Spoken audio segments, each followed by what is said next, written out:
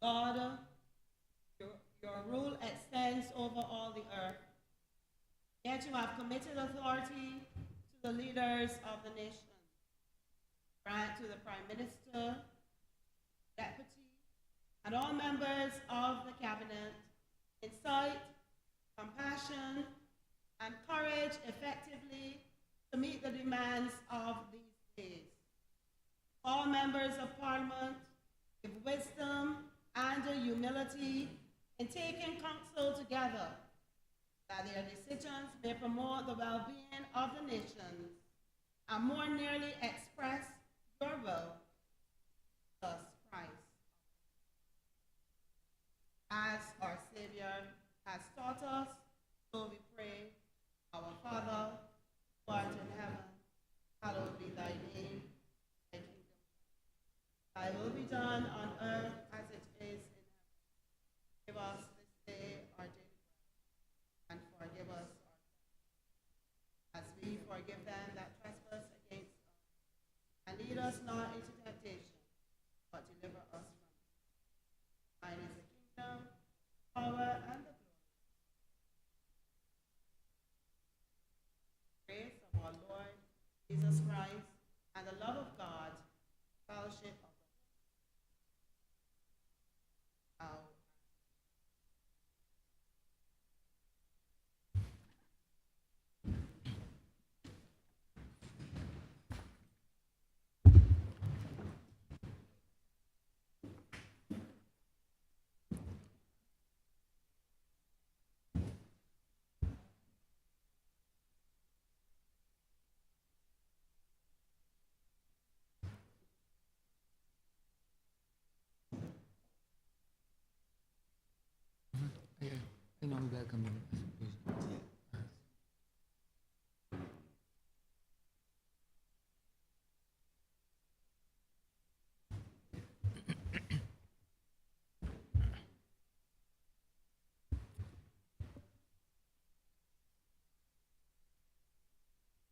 This House is in session.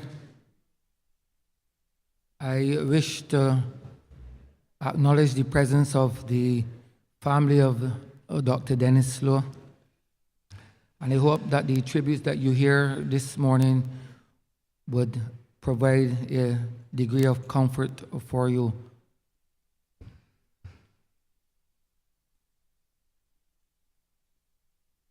Minutes of the meeting held on Friday, July 28, 2023 to be deferred.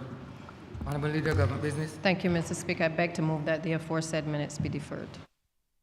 The questions that the aforementioned minutes be deferred. All those honourable members in favor, please say aye. Those against, please say no. We think the ayes have it. The aforementioned minutes are hereby deferred.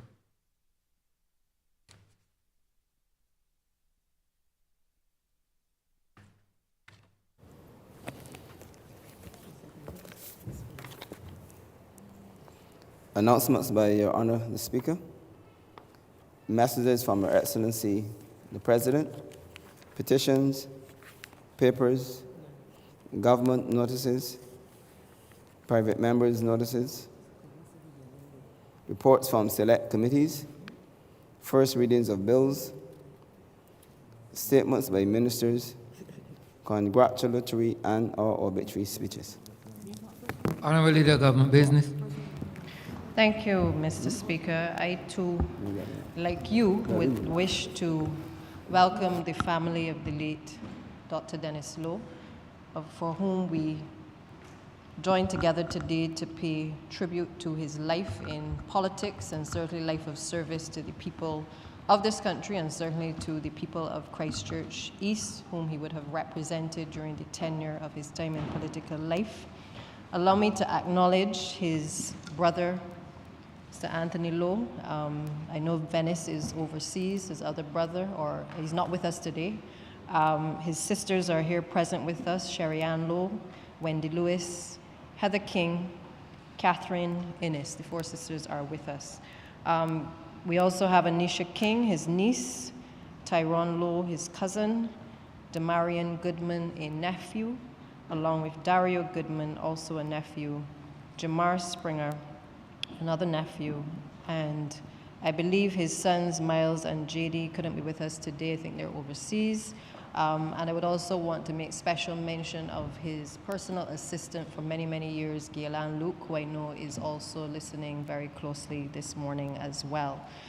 Today, Mr. Speaker, we pay tribute to Dr. Dennis Lowe. He would have died on the 16th of September of 2022 at the age of 64. He was born to Ivan and Sylvia Springer in the parish of St. Andrew on the 22nd of February of 1958. What is interesting, Mr. Speaker, is that Dr. Lowe would have received his early education at St. Saviour's Mixed until the age of 12 years of age, when he left school, by all reports, to become a gardener in order to assist his family at the time. He was raised in Butler's Avenue in Spooners Hill as well. And despite the setbacks early on in his education, Dr. Lowe was determined, as we would say in Bajan parlance, to become somebody. It didn't matter how things started out, but I think he was clearly determined to strive to be the best that he could be in whatever he put his mind to do. He went on to pursue a bachelor's degree in psychology in 1984 from the God's Bible College at the age of 26. And you can see quite a gap between when he would have exited formal education and when he would also have then taken up the opportunity to be able to continue his education at a later stage. 1 year later, however, he went on to achieve his master's in education from the University of Cincinnati, majoring in developmental psychology with a minor in social science research and policy development. He was awarded a doctorate in education with the same university in 1989, and on that occasion he majored in developmental psychology but changed his minor to educational research. Dr. Lowe worked extensively with the University of Cincinnati, which was his tertiary alma mater, and in the state of Ohio in varying capacities, all with a focus at the time on social development. He specialized in the area of developmental or clinical psychology. I think what is interesting about these early years for Dr. Lowe was that, usually when we pay tribute to former members in this chamber, often you hear about them going off to the United Kingdom. They become barristers, they get called to the bar. But his story is quite different in terms of him coming from very humble beginnings and being able to be determined despite those initial setbacks to pursue education later on in life. And I think that is one of the takeaways, certainly for me, from his life, and something that I'm sure that many people who would have looked up to him certainly recognized in terms of where he had come from and what he was trying to achieve in life. His connection to the Democratic Labour Party, Mr. Speaker, is well known. He would have gravitated to the Democratic Labour Party, I understand, at the time because of his love for the Right Excellent Errol Walton Barrow. He saw him as a true grassroots son of the soil and someone that he could relate to. It was because of this appreciation for the then former Prime Minister that he decided to put himself forward in the constituency of St. Andrew in 1999.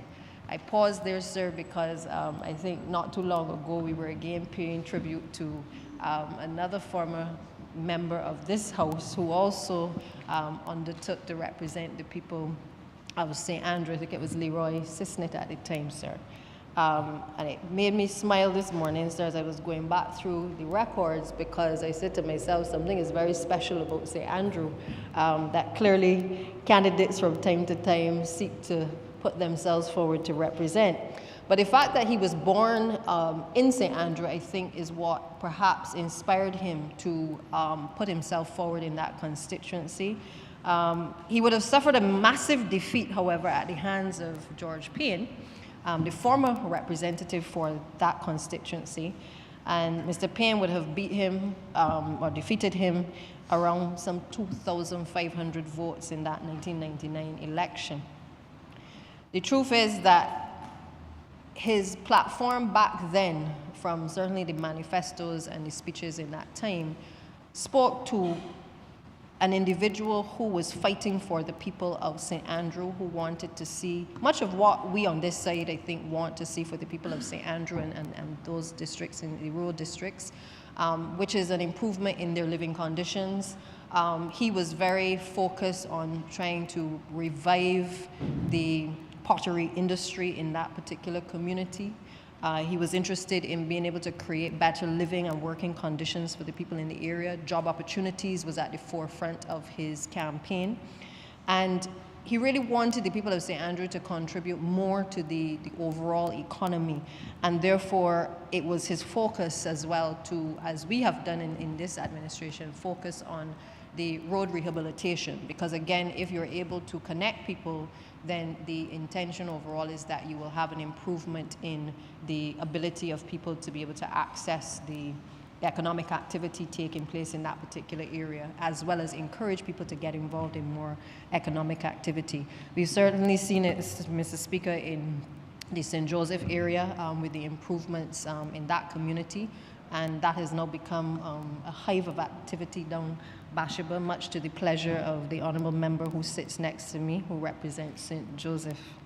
But I think that was the genesis of what drove Dr. Lowe, that he was from the area. He wanted to see those improvements. Obviously, while he grew up initially in the community, he went to school in the community, he understood that for many, many years, the country areas were often neglected.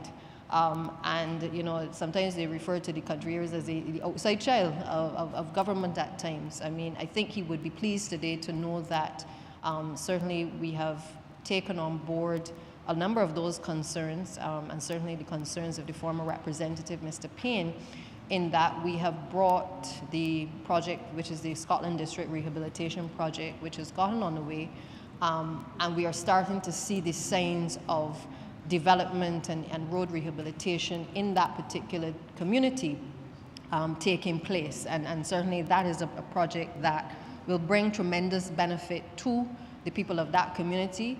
I think, sir, it is fair to say that, you know, many might feel that we should have abandoned the Scotland district.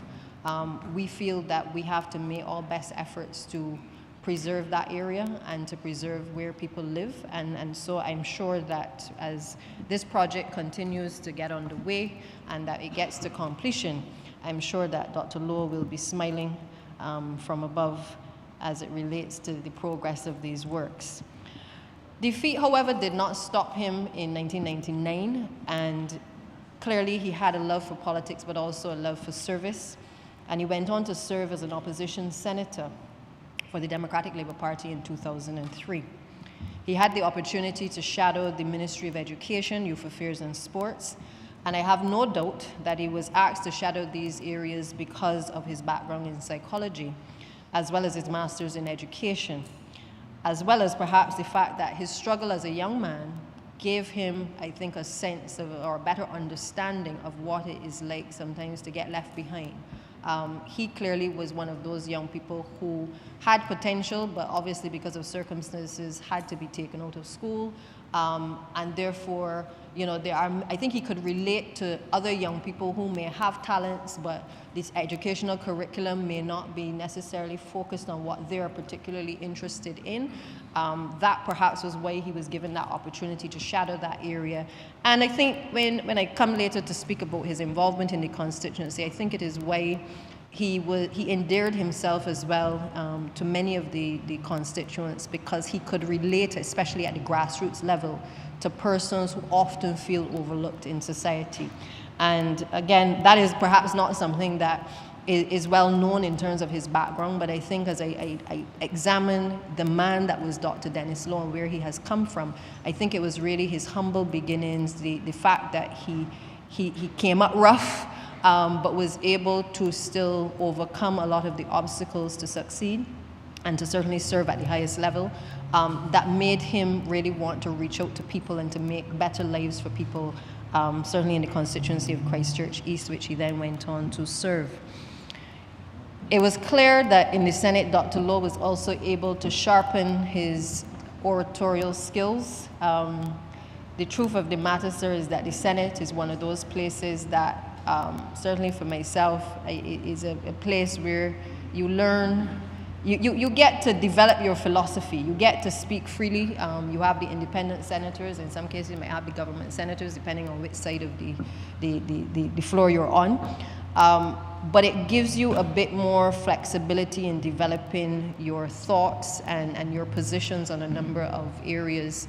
And I think that would have that opportunity to serve in the Senate as an appointed member would certainly have given him an opportunity to be recognized by the political party, but also to, as I said, sharpen his skills in terms of debating as well, and become a name within Barbados, within the political framework as well. The Senate is obviously not as combative as the House. We have perhaps been lucky because we have 30 seats, but I can tell you, certainly in the days when Dr. Lowe was on this side as part of the government, he would have the sessions in this House, as the young people would say, real hot. Because in here is where the cut and thrust of politics takes place. As I said, while in the Senate, you get the opportunity. Well, I think it is robust now, but it is not as robust as what happens when you have government and opposition across the floor. Dr. Lowe was a faithful servant of the Democratic Labour Party, and I believe it is fair to say that he was one of its most ardent supporters and indeed its defenders. He was committed as a member to the party and served the party as its public affairs officer. He was best known for his passion and what some described as his robust use of colorful language on the political platform. And there is no doubt in my mind, certainly, that he was one of the most sought-after speakers of his time on the political platform. Some will compare him. He was for the Democratic Labour Party what the late Lionel Craig was to the Barbados Labour Party. And perhaps those who were around in those times and listening to the debate would understand what I'm saying. You had to have certain henchmen to go on a political platform to take down your opposition. And Dennis was fearless when it came to taking on the political parties, the political leaders, and taking a strong position on matters that he felt, near and dear to his heart. You could say that he was not afraid as well to deliver a low blow. From time to time, he did that. And I know that certainly, in many circles, while people sometimes like to hear politicians on the platform going after their opponents, I think certainly in the last decade, Mr. Speaker, we have seen a change in Barbadians' attitudes towards political platforms and certainly towards political speeches. We have seen a change in the level of tolerance, I think, that people have to persons attacking persons, especially personally, on the campaign trail. And so while I know that he gave many a good laugh from time to time, or in some cases shocked many by his comments, in the same token, I think what may have transpired over time is that a lot of people also recognize that that was not the type of politics that they wanted to see in Barbados. I think Barbadians became very acutely aware in the last few years that they want politicians to stick to the issues. Talk to the issues. Tell us what you're going to do. Tell us how you're going to solve the problem. Stop blaming each other. And most of all, not to become personal towards each other, because that does not improve the lives of the ordinary Barbadian. And I think for me, that has been the lesson that certainly came out of the last few years and some of his political speeches in the latter years, certainly in this place and on the political platform. But it also showed a change in the Barbadian electorate towards what would have been, back in the day, the Eric Seeley, and those types of campaigns that were led where people went after people personally, sir. Obviously, in this chamber, we've had certainly the denouncing by the public. I recall when the former honourable member for St. John, spoke to women on this side certainly being childless. The public, spoke for everybody on this side who didn't have children, because I think we had reached a point in our history, a point of education, and a point of tolerance where, again, Barbadians want people to stick to the issues and not to deflect, not to get into personal attacks against each other, but to certainly rise above that and to be able to speak to the real issues at hand. But the defeat in '99 did not stop Dr. Dennis Lowe from wanting to serve the people. And I understand it was with the encouragement from Mr. Cranston Brown, as well as from the late Prime Minister David Thompson, that he was encouraged to run in the constituency of Christchurch East.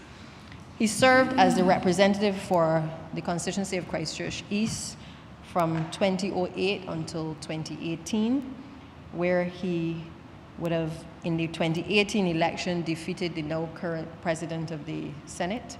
And certainly by 2013, he defeated the now representative for the constituency.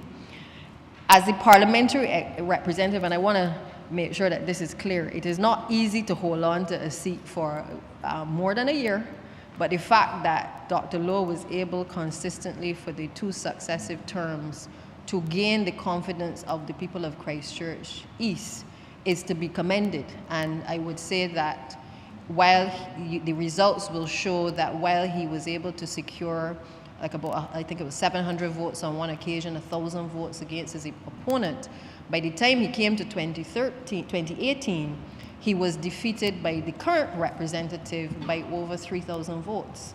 Now, that one could say was as a result of the parties losing favor in the eyes of the public and certainly in the people of the constituency. But also, I think we are all well aware that there were a number of controversies that surrounded Dr. Lowe leading up to that election as well. It didn't stop him though. He remained as fierce on the campaign trail. Despite the criticisms, despite the controversies, he was fierce and loyal to the Democratic Labour Party to the core.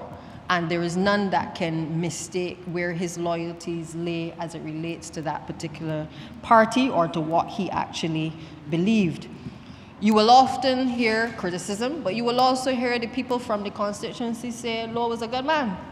They're going to say, he helped me to get my house, he helped me to get my piece of land, he used to clean up lots within the community which were in need of debushing. They will say that he gave them their first job.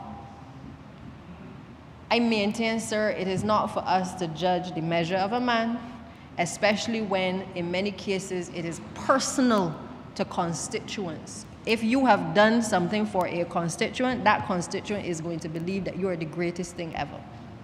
And they're going to believe that till they die. Sir, I feel that as I listen to the people of Christchurch East, because I spent time with my colleague who succeeded him in the community, despite the support that the honourable member has, you will still hear people echo the sentiment that Dennis Lowe did good for the people in the community. I recall, sir, my interactions with him in this chamber. He was in government, I was in opposition. You know, he used to always tell the tale of ensuring that you had a close connection with your constituents. And it was more than just, you know, throwing a party, going to church, doing activities in the community. I recall on one occasion we were in a members' room and Dr. Lowe mentioned to me what I would call one of the tricks of the trade. He said, you know, he goes through the electoral list and he identifies the birthdays for his constituents. And he doesn't get any fancy printed card or anything like that. He just gets the office to print on plain paper a birthday greeting to each of his constituents, and he sends that out. And that was his way of connecting with his constituents, even if he was not able to get into their homes. It had nothing to do with whether the person was a Labour Party supporter or a Democratic Labour Party supporter. He sent the card to the house. They could decide whether they chose to support him or they didn't choose to support him. But that is what I consider to be some of the old-style politics that perhaps some who are younger might do well to also appreciate, because there was something about that generation as well that understood that connection with people, that it isn't just sometimes about spending money alone, but it is also about spending time. It is about being around people, perhaps when they are grieving, when they are in need, and making sure that you are connected to people at all levels within your community. Of course, I also recall in the 2018 election, in one platform meeting, while commending the Democratic Labour Party for the work that it had done in the previous decade, he said, man, I got some 500 people that the Democratic Labour Party has employed within my constituency over the previous 10 years. What I think Dennis Law did not say, however, was that he was probably responsible for those 500 people being employed in his ministry alone. And to his credit, at the time, the stories were rife in his community as to that you could go to law and you could get a job. Now, rightly or wrongly, because obviously we've had to deal with the issues later of the padding of persons within ministries and statutory entities. But I make the point that he was for the people. He understood that giving somebody a job could also change their whole outlook and attitude to life. Now, it doesn't mean that we should just go wildly and we should give jobs because there are consequences for giving out jobs. But what I say is, though, that obviously he understood what he was doing in terms of allowing people an opportunity to be able to do better for themselves and not necessarily to be dependent on the politician or the government for handouts, but to be able to create opportunities for people to work, and hopefully by so doing, those persons would seek to be able to change their lives around as well. The fact is that many of those people described him as that devoted representative. Many said he was approachable, but he was firm as well. And I recall, certainly in many of the debates in this chamber, he was very passionate about what he felt strongly about. And it wasn't just a passion that you could continue making your notes. Dennis Law used to jump up and down in this chamber. He used to hit the table. He would get on bad. He would behave as though he was on the political platform. There was theater when Dr. Dennis Law spoke in this chamber, sir. Y'all are laughing, but I mean, go back and watch his speeches. I sat over there and I watched him. I mean, honestly, for me, those types of debates are you would normally see people in full theater on a political platform. But when you saw Dr. Dennis Law in here making a point about his people, about the environment, about things that he felt passionately about, it was like theater. It was like you were watching a dramatization taking place in front of your very eyes.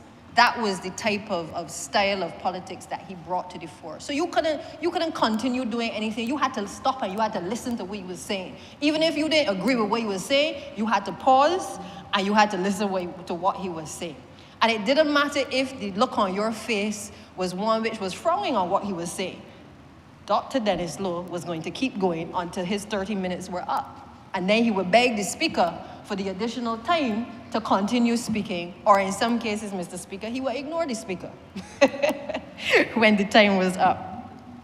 The truth is that, I think his life of service really didn't begin in politics, but I think from all reports from the constituents and others that I've spoken to, he started before, and I think that is a piece of advice that persons who want to enter public life would do well to take away from his life.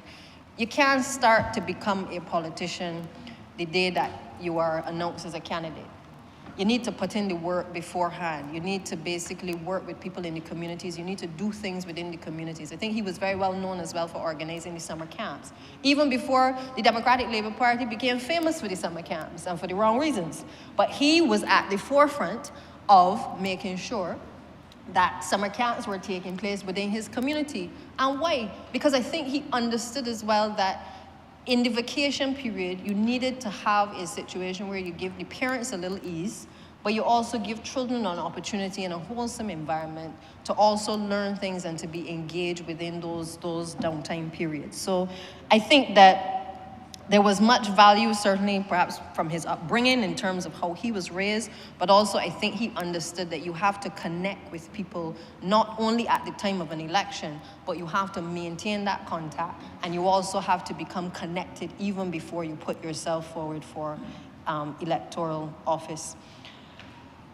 As a minister, he was the Minister of Environment and Drainage, Water Resources, certainly two of the ministries that I now have responsibility for. I know the drainage unit was certainly one of his projects. He was a dedicated environmentalist. He also believed in conservation. And he tried to support, at the time, this waste-to-energy strategy.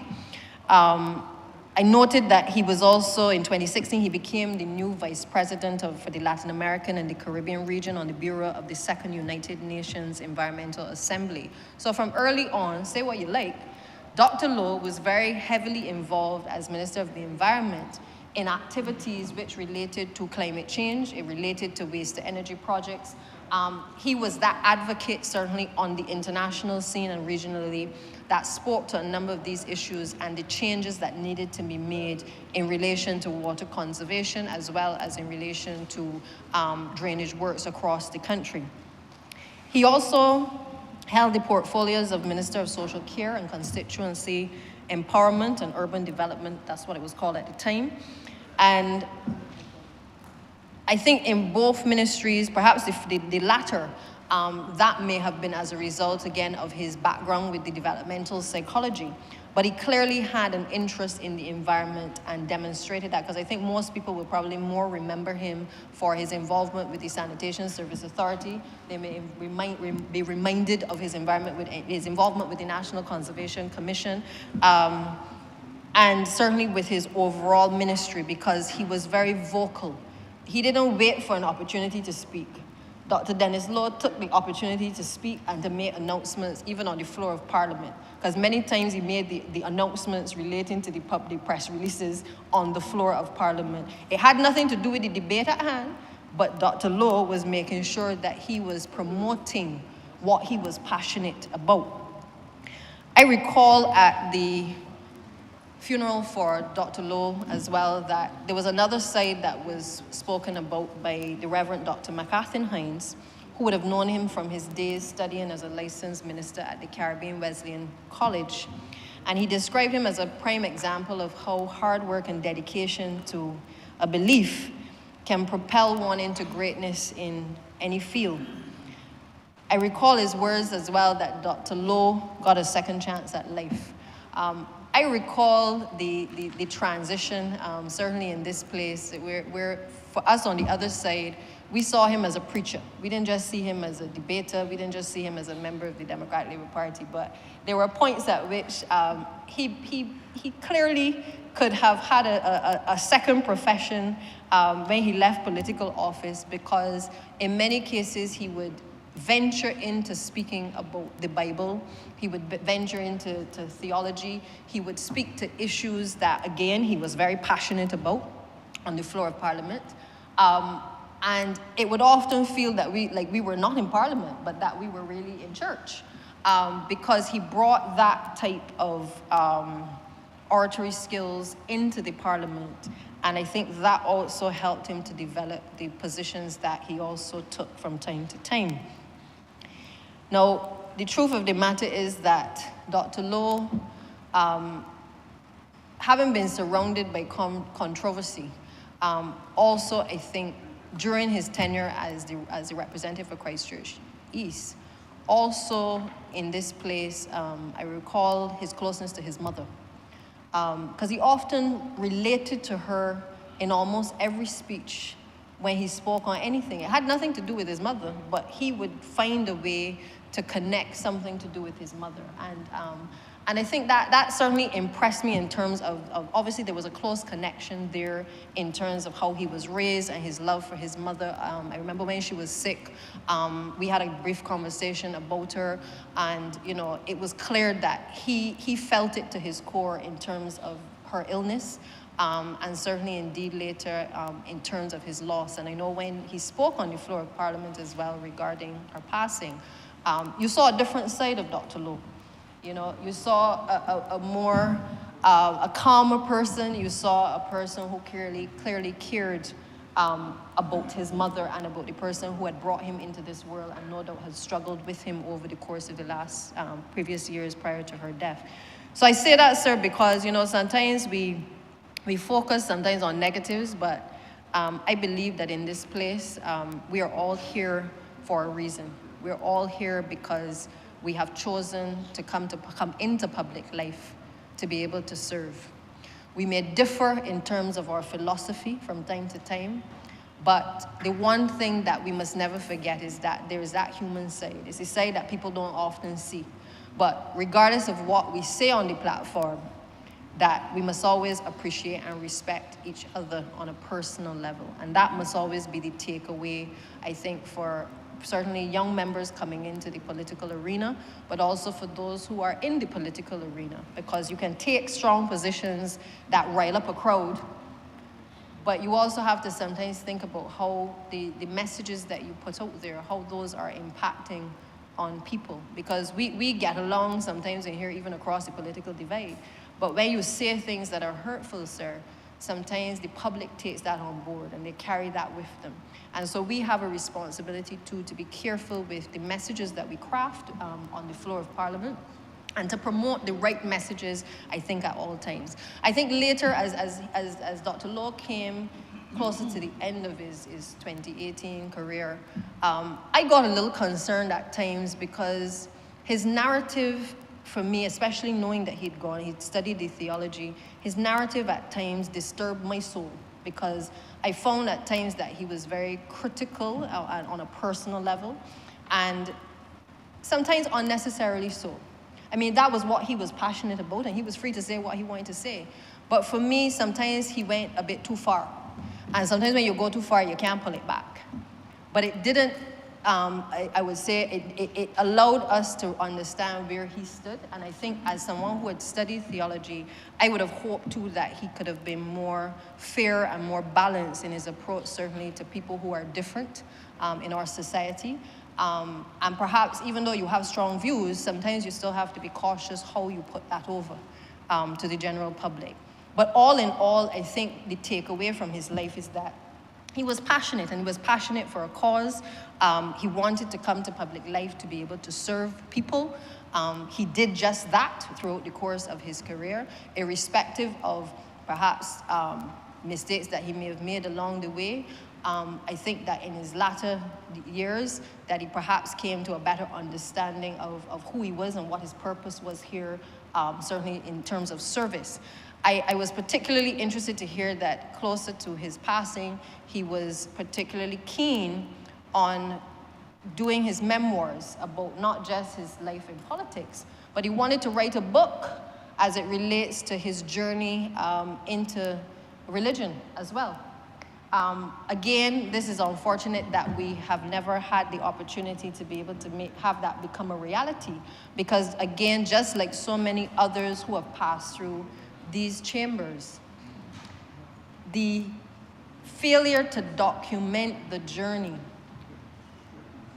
ends up allowing others to tell the tales about you that sometimes are not true, or that they add spins to the story. That if you were alive, you would be cussing them left, right, and center. And sir, I really do feel yet again that I have to encourage colleagues, and certainly those who have passed through this chamber and certainly the other place, to take the time to document some of the, not just the achievements and the highlights within your own career, but certainly to be able to allow the public to understand better what politicians do. Because if people don't understand what we do and what we go through, there will always be the concern when you say, oh, well, politicians should get a little bit more money, or they should do X or they should do Y. There's always going to be this misappreciation of what we actually do, sir. And I think persons like the late Sir Lloyd Erskine-Sandiford, the late Prime Minister Owen Arthur, they took the time to document and to create memoirs about their time in politics. There are very few books written about certainly the last decade of political life. I think the last book would be the Eyewitness book by the late Harold Hoyt.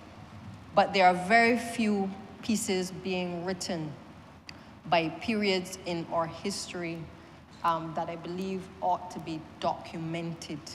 And I can reference back to manifestos and general election results, sir, because my father's house is a repository of information. I can find out anything I want to find out dating back, I think from as far as certainly when he came into elective politics in 1971. But he has kept a lot of paperwork. He's kept a lot of things that I can reference. I do not think that that is the case of many others, or that even if they have it, that is as accessible to the general public or to people who want to find out about what was happening in those times. Now, I accept that there's not everything you can talk, and there's not everything you can put in a book.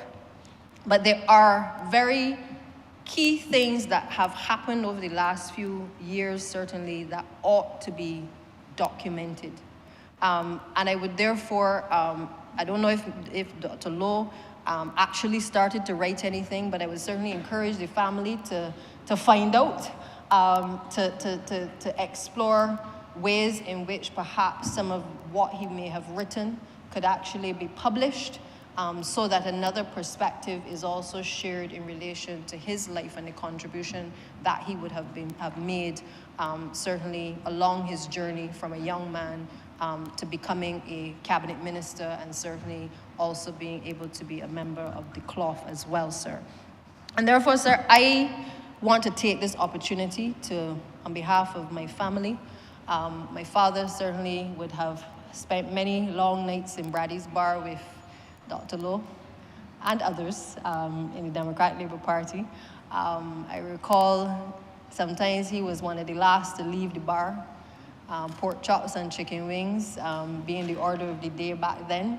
I know Dr. David Eswick and certainly the late David Thompson and certainly Richard Seeley were all, you know, regular staples at Brady's. It was a place where it was a rum shop, but it was more than a rum shop in that it gave politicians from across the political divide an opportunity to relax and certainly to talk a piece of politics, but also in a very normalized environment to be able to sit and to discuss the issues of the day. And I do recall Dr. Lowe spending many, many nights and mornings at the bar, partaking in the meals and engaging with the people, because say what you like, sir, he was definitely a people's person, and you could not take that away from him. And so I really want to extend condolences and to the family. I want to also pay tribute to his life and his service to this country, and to really encourage the family. I know sometimes things are not always, you know, smooth in families. That happens from time to time, but you are blood and you're bound by blood. So I would encourage you to appreciate the sacrifices that he has made, and certainly that the family has made by him being in public life, and to thank you for sharing him with the public and certainly with this parliament over the course of the past few decades, and to hope that the memories are things that you will cherish, certainly as you celebrate his life, but also to remember his life over the course of the next few years. And with those few words, Mr. Speaker, I'm obliged. Honourable Member for Christchurch East. Mr. Speaker, I rise in the name of the people of Christchurch East, who put me here to remember my predecessor, the man who went before me, who in many ways taught me a lot, and from whom I learned a lot. I said that I rise not in my own name, because at the end of the day, sir, all of us who have entered into this service do so not in our own names. We are put here as the mouthpiece and the representative of a certain section of Barbados, a certain area. And we must always remember that we're here to speak on their behalf and not necessarily in our own name. That came to me strikingly, sir. Let me start by saying there was no love lost at all between myself and Dr. Lowe, none at all. We hear anecdotally about political opponents sharing a drink, our political opponents, like in a party together, our political opponents sitting at the same table. That was not the reality between me and Dr. Dennis Lowe. So I want to start by putting my cards on the table. Anybody who thought that we were friends at all, I wish to disavow them of that notion entirely. We were not. But at the end of the day, both he and I served the same section of Barbados and served the same grouping of people in different ways, maybe with different results.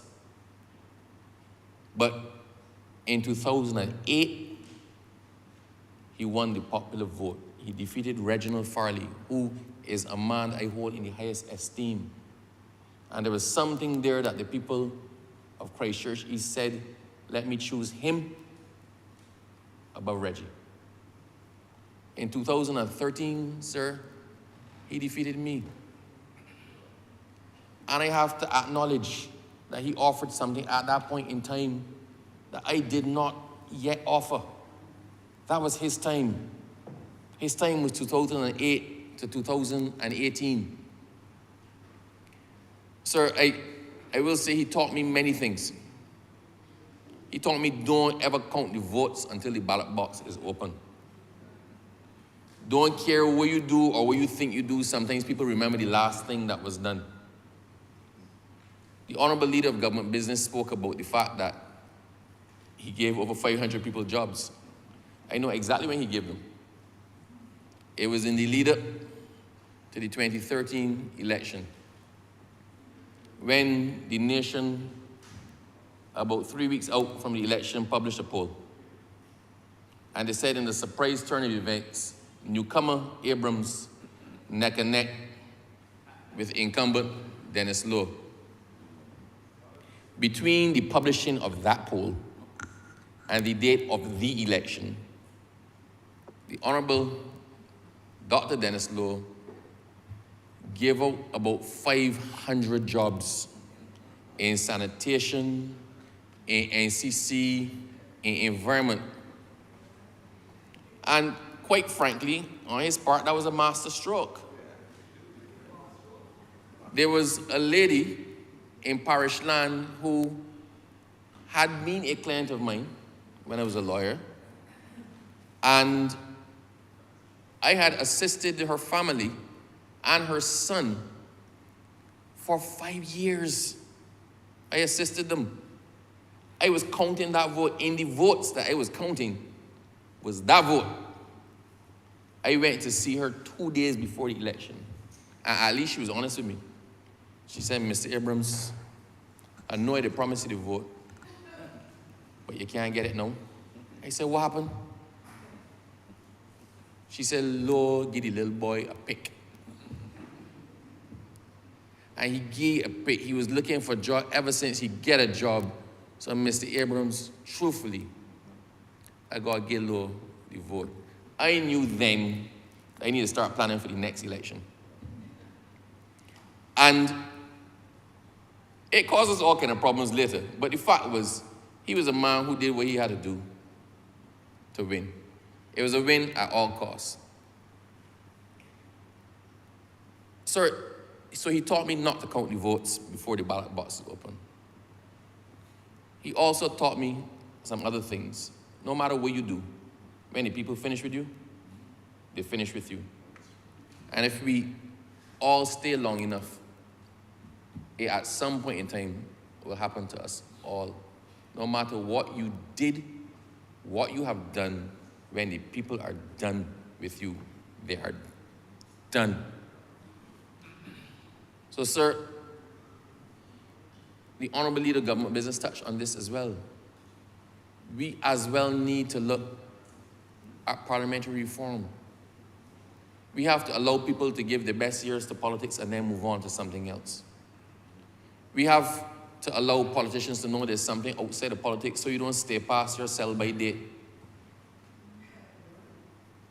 We have to let people know that this is not easy. This job that we are in is a lonely job. When you win, Everybody is there to shake your hand and hug you up. When you lose, you sit on there by yourself with maybe one or two loyal supporters, and you take that loss because nobody don't know you when you win, when you lose.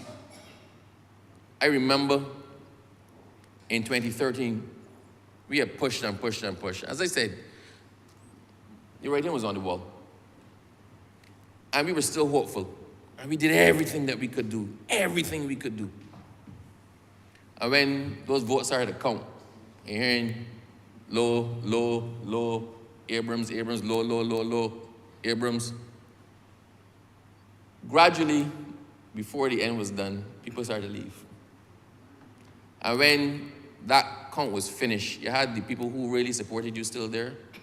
I had one of my diehard supporters sitting next to me crying hard, right? And you felt that desolation of defeat, that desolation of what was effectively a public rejection of what it is that you had to offer. I remember in 2018, when the count was done, they had a whole ton of people fighting outside my office. And I left to go and pick up some drinks. And I passed by the constituency office of Dennis Lowe, and it was a ghost town. He was taking in 2018 what I took in 2013, and that is no easy thing to take. What we do, the vilification we suffer at the hands of the public sometimes, the vilification that we suffer at the hands of our political opponents is not an easy thing. It is a soul-crushing thing sometimes. Another lesson he taught me was to be true to yourself. I don't have to do what the next person is doing in order to win. I'm presenting myself as a candidate. I'm presenting myself as a possible representative, and I need to sell myself. I'll tell you why. There's a particular lady in the constituency. I love the children, sir. The reason I'm in politics is to try to make life better for the children of Barbados. And there's some kids I was particularly fond of.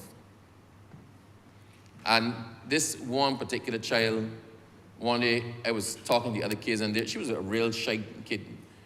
And all the kids were hugging me up and thing, and she was standing in a corner. So I went to her, I said, what happened?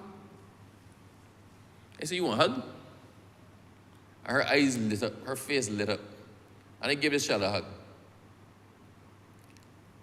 You do that and you dismiss it. Sometimes you shake somebody's hand, you wish them the best and you dismiss it. Right? You don't take that with you. There was a particularly acid meeting. The leader of government business spoke about Mr. Lowe's, Dr. Lowe's colorful language, pointed, cutting language on the platform. And there was a particular meeting where I was the complete and total focus of his address. And that meeting had some factually, I'm trying to find the best way to say this, some factually inaccurate political expediencies. That's probably the best way. Factually inaccurate political expediencies. Where he had a lot to say about me that was not entirely true. I got a phone call as somebody was at the meeting and playing it so I could hear it. I had the phone open so I could hear it. And my people were, no, you got to cut his tail. You got to deal with him. You got whatever. The next day, a woman turned up at my office, and my staff said, Abrams, so-and-so here to see you, right? She said, them. I said, no ways. I said, send her in. I said, what's she here for? I don't know. Send her in. She came in and she said to me, Mr. Abrams, I stood in my house last night, and I heard what Dr. Lowe had to say about you. You may not know, but I am X's mother. X was the same little girl I gave that hug to. And she said to me, my child heard what was said, and she sat down there and she cried. And politics is politics, but sometimes it can get too personal. I can no longer support law. If you will have me, I will help you. Everybody thought I was mad. Everybody thought I was mad. My whole campaign team thought I was mad. But I took her in. She's still with us now. She's in my executive. She's been a wonderful person. Her child, I love the child to death. Right? But it taught me I don't need to go there to prove my point. In the last halfway through the 2018 election, I was called by a priest in our constituency because I started to trade some blows. He was doing me, I was doing him right back. And a priest called me and said, Abrams, can you come down and see me? So I came down and saw him. And he said to me, wait. I said, wait, what? He said, I heard you last night. Why?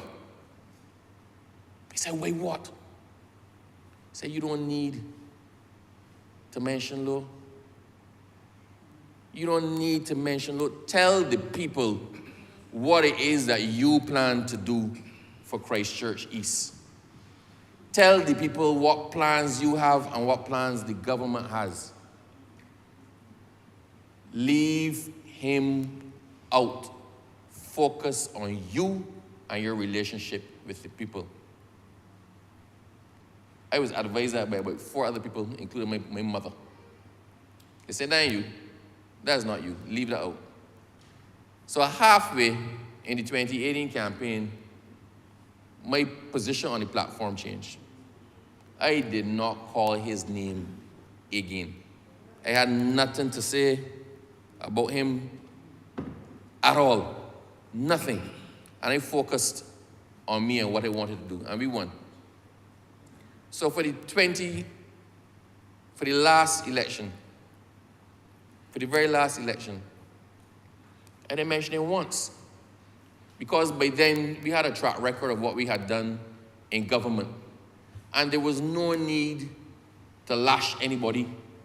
There was no need to try to build myself up by ripping somebody else down. And that taught me, and I think it taught a lot of us, because our position generally on the campaign changed. Then we realized that Barbados does not move past that kind of politics. Bajans want to know, what are you going to do? How are you going to make my life better? What are you going to do for me? Right? They don't want to hear about somebody's personal life. They don't want to hear about who got who. They don't want to hear about who did what. What are you going to do to take our country forward?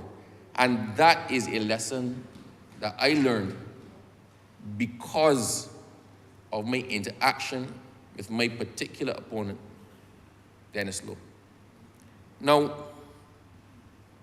say A and say B. You can't win twice unless you've done things for people. A first one you might sweep in. But if you win a second time, it means that you've impacted positively the lives of some people. He has some, what we would call, we use the terminology, sir, only because it's relevant. It's in common usage, I'll mention it. There were some rabid Dems. There were some die-hard Law supporters. If I discovered the cure for cancer, I was not getting the vote from them because they supported him from the beginning to the end. I got some of them too. I got some people who backed me 110%. And if I was to do the most horrible thing, they would swear that I was not even there. I was with them somewhere else. Right? We have those. But he got the popular vote in 2008 and 2013. And in the area of the environment, he would have gone out and done a lot. He spoke very strenuously in relation to the environment. And this is another lesson I learned from him, he had a good ground game. Lowe got in there and locked down his base.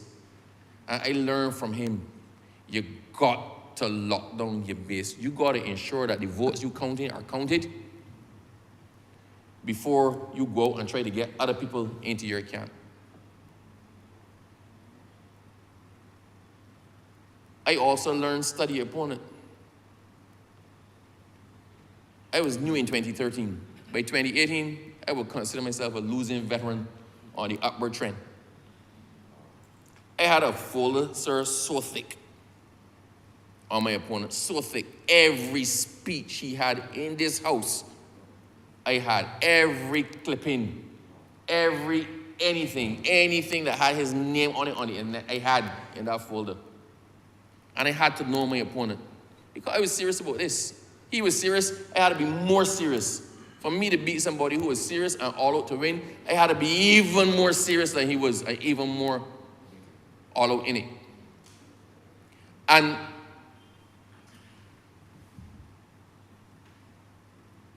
I would probably not be as committed and as strong a person now had I not had to overcome, whether I liked him or not, a person who was at that time a strong opponent.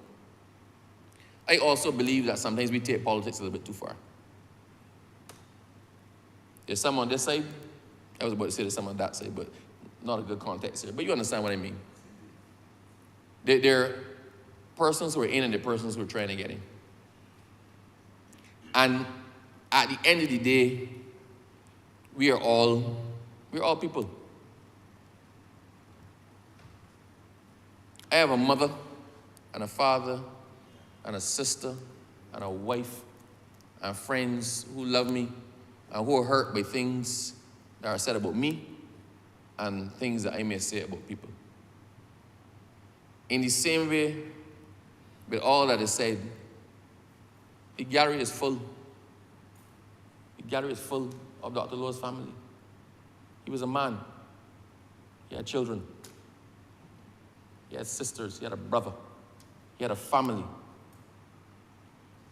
And because we're on opposite sides of that divide, there's no reason for me to pull a family into the nastiness that sometimes is politics, which you all did not necessarily sign up for, but which becomes part and parcel of your association with somebody who's in politics. We need to rise above that. I will tell you, sir, that because of the relationship that we had and the honesty of that relationship, I was initially not going to go to the funeral. Being serious. I was not going to go to the funeral. And somebody called me in glee when the news broke that Dr. Lowe had died. And I said to that person, "You are seriously calling me with that foolishness?" He was the representative for Christ Church East before I was. Whatever you think of him, whatever differences you all have, how much ever you may hate or despise him, respect due for what he was on a national scale. And I said, nobody will have anything to talk about by saying I did not go and pay my respects. So I got dressed, buckled my belt, put on my shoes, took a deep breath, and I went. And I went and I paid respects to the person who won 2 elections. I went and paid my respects to the person who represented the people that I was now representing. Not in my own name, but because I was here and I am here as the duly elected representative of the people of Christ Church East. And at some point in time, it will happen to me. I say one other thing.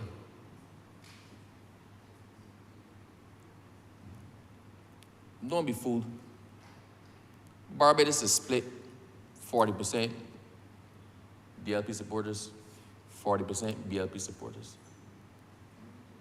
For us to win the way that we won in 2018, and then again last election, sir, it meant that Democratic Labour Party supporters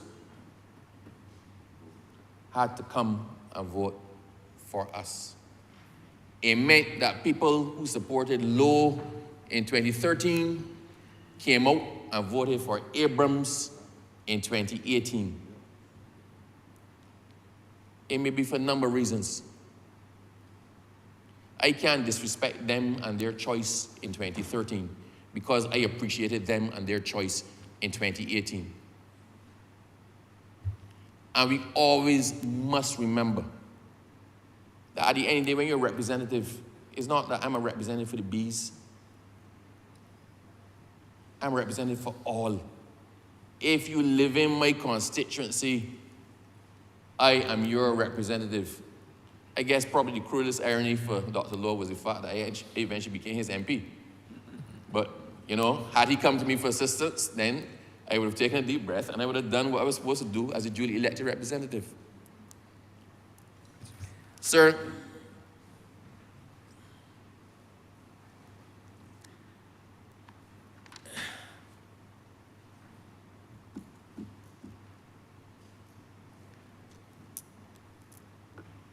we are all in this for time. We all have our different styles and different approaches. I can't speak to anybody else as to how they should or should not conduct themselves or their style of politics. I can only speak to myself. And for what it is worth, I did not agree with many things that Dr. Lowe did. I did not agree with many things he said. I did not agree with many positions he took. But he was practicing his style of politics. It is for me now to practice my style of politics. Over the last 2 elections, the people of Christchurch, he said, we want Abrams. I plan to get them Abrams. I plan to get them Abrams for as long as they want me. Abrams now might have been different from Abrams in 2013. What influences Abrams now might be a whole hodgepodge, an accumulation of other influences, and some of which, quite frankly, as I said, the lessons I learned from Dr. Lowe. In that whole binder, in that entire binder that I studied on him, I took the things out that I believe were worthy of merit and said, how can I do this and how can I improve on it?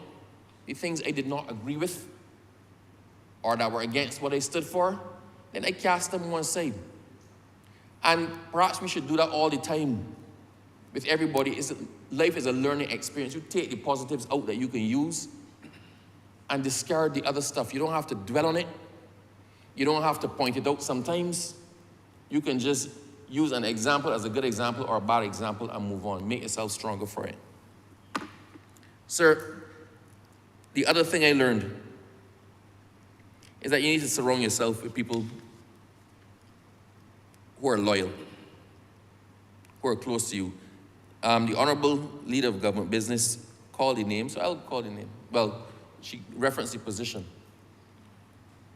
But Lowe had 2 people in particular who were die-hard and loyal. Die-hard and loyal. He had his personal assistant, and I'm going to call the name, sir, because it's in a good context. Actually, I'll use the pseudonym. And a gentleman from Silver Sand side called Cougar. You could not hope to get 2 more loyal people that had your back coming, going, up, and down. You could not hope to get 2 more loyal people. And sometimes when you can't be there, you need to know that the people who are behind you, who are expected to be behind you, are actually doing what it is that you want them to do. And they got your back no matter where that coin drops. And he taught me, don't just go for people who want to come. Closely pick the people who are closest to you, who are to carry your wishes, who represent you in the constituency. Because they're an extension of you. Their goodwill is your goodwill. Their good deeds are your good deeds. Their bad deeds are your bad deeds. So be careful in politics, sir, who you have around you. Sir, I don't want to overstay my welcome with this, but I wanted to just make a point.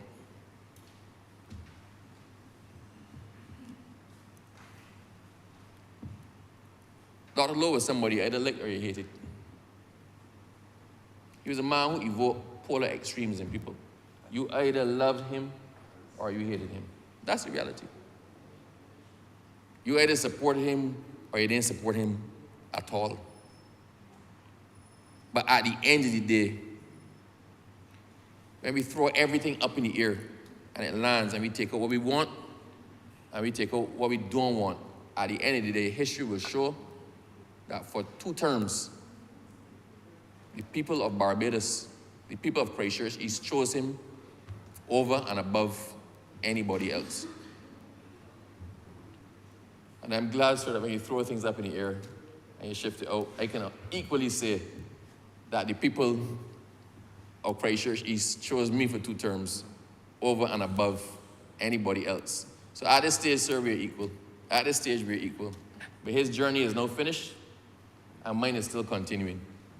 So, to the people of Christchurch East, and to you, the family of Dr. Lowe, I say respect you. Respect you. My condolences.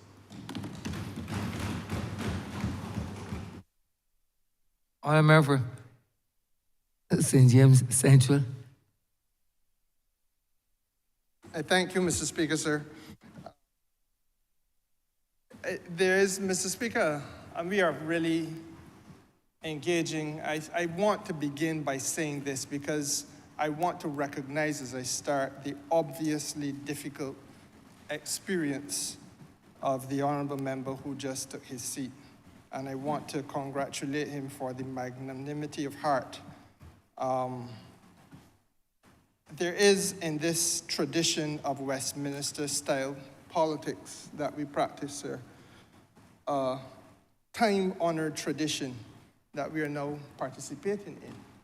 And that time-honored tradition is that we, as members of Parliament, recognize the service of those who have come and served, irrespective of which side of the House and what partisan affiliation those members have had. It is sometimes exceptionally easy because personalities are different. Sometimes it is a very amicable relationship that one former member would have had with virtually everybody. And other times, sir, as personalities differ, sometimes it is more difficult because the relationship has not always been that smooth. But there are fundamental reasons why this has to be done, sir, lest we fall into the disastrous state of affairs that we see taking place in the very badly broken political setting of the United States of America, for example, where rancorous relationships now prevail and acrimony seems impossible to prevent. The fact of the matter is, Mr. Speaker, sir, that all of us have been sent here by the people of Barbados. All of us who have come here have been given the greatest gift that the people of this country have to offer, and that is the gift of coming to be their representative. There is, in fact, sir, no greater gift that this country can offer to the people in this Parliament. I say, sir, that perhaps the second reason why we must do this exercise is because we have to recognize the sacrifice that all of us as members of Parliament go through. Whether that member of Parliament was your closest friend or, in some cases, you enjoyed or endured with that individual the most hostile of relationships. The fact of the matter is that that individual has given of him or herself and his or her life as part of sacrifice for the greater good of this country and the people of Barbados generally. And third, perhaps, sir, last but I say but by no means least, is the fact that much of that which we have to do in this business, unfortunately, is caught within the context of an adversarial relationship. And I have been here now, sir, in excess of 20 years, and I can say to you that I have heard some of the most optimistic of my colleagues say to me that we can get past the partisan politics. I will not call the names of the colleagues, but I have heard this. There should not be any partisanship. We can put that behind us. I'm not so sure, sir, that after 2 terms or so, that mood does not change fundamentally. And it's natural because of the fact that we are sent here by an adversarial process. When we go to campaign, we are campaigning as adversaries and in a partisan setting, because even though this place does not know a party from another, we're all honorable members, the truth is that we do what we do in the context of a partisan setting. And so we are byproducts, sir, of a process that we have seen what it offers. It ain't the best, but as I've had to say recently, it is perhaps the least worst form of government. But Mr. Speaker, sir, I want to begin on that note because through it all, throughout the turbulent times and the good times, and I want in the presence of Dr. Dennis Lowe's family to tell you that I have enjoyed personally some good times with that gentleman. I don't want an impression to be conveyed that when this is over, we did not go downstairs and have a drink from time to time. Or that when this is over, we could not sit down and exchange a laugh over a meal from time to time, because that would not be the truth. As one who sat in here for his tenure in Parliament, he served 10 years. And there are some good memories that I have of his contribution in this place. And I'm going to come to that, sir. I think that sometimes it is difficult to recognize and accept and acknowledge that there is the possibility and the existence of collegiality even amidst the rough and tumble of this very difficult business that we call politics and political representation in this place, Mr. Speaker, sir. But I start at this point because I know that there are concerns not only in this House, but outside of this House, by the faithful of the Labour Party, and equally, perhaps, sir, by the faithful of the other side. I want to hear what them hypocrites going to say, but he know, called a curse he real bad when he was alive. That will be said, and perhaps has been said, and may even be being said, especially as I speak, because I may be accused of one who may have had, I don't think I would have been at the top of the list, but I may be accused of one who had a thing or two to say. But Mr. Speaker, sir, equally, I know I have picked my battles very carefully because I don't think I've unfair to anybody. I have engaged with people who were quite capable of defending themselves. So that, but it isn't about me. It is, sir, the larger issue. There are concerns, Mr. Speaker, sir, I have no doubt, about what we will say on this. I can't say this side because there's only one side. That is the gift of the people, that we have all of the seats. But the reality is, Mr. Speaker, sir, we are talking about a former honorable member who was by no stretch of the imagination not capable. He was completely incapable of being anything other than the most robust of campaigners and speakers in this House. I heard the Honourable Leader of Government Business describe him as an individual who, when he was in the right mood and was on his feet, sir, could paint a picture. I can't remember all the words that she used, but it is true. And sometimes he presented himself with a level of ferocity that was very difficult to rival. He was, Mr. Speaker, sir, capable of a turn of phrase that was brutish and brutal. And I believe it would be true to say of him, sir, that he picked his rivals on the basis of the belief that he had that people who he chose to treat to could defend themselves. But Dennis Lowe, Mr. Speaker, sir, was more than that. I want to begin by saying that he was perhaps the most ardent and passionate supporter of the Democratic Labour Party, even on this front bench when they were occupying this side of the House, Mr. Speaker, sir. He was, again, also a zealous defender of the Democratic Labour Party's, or what he perceived to be the party's philosophy and its policies, a most zealous defender of the party's interest. As I say, sir, his oratorical skills were fine.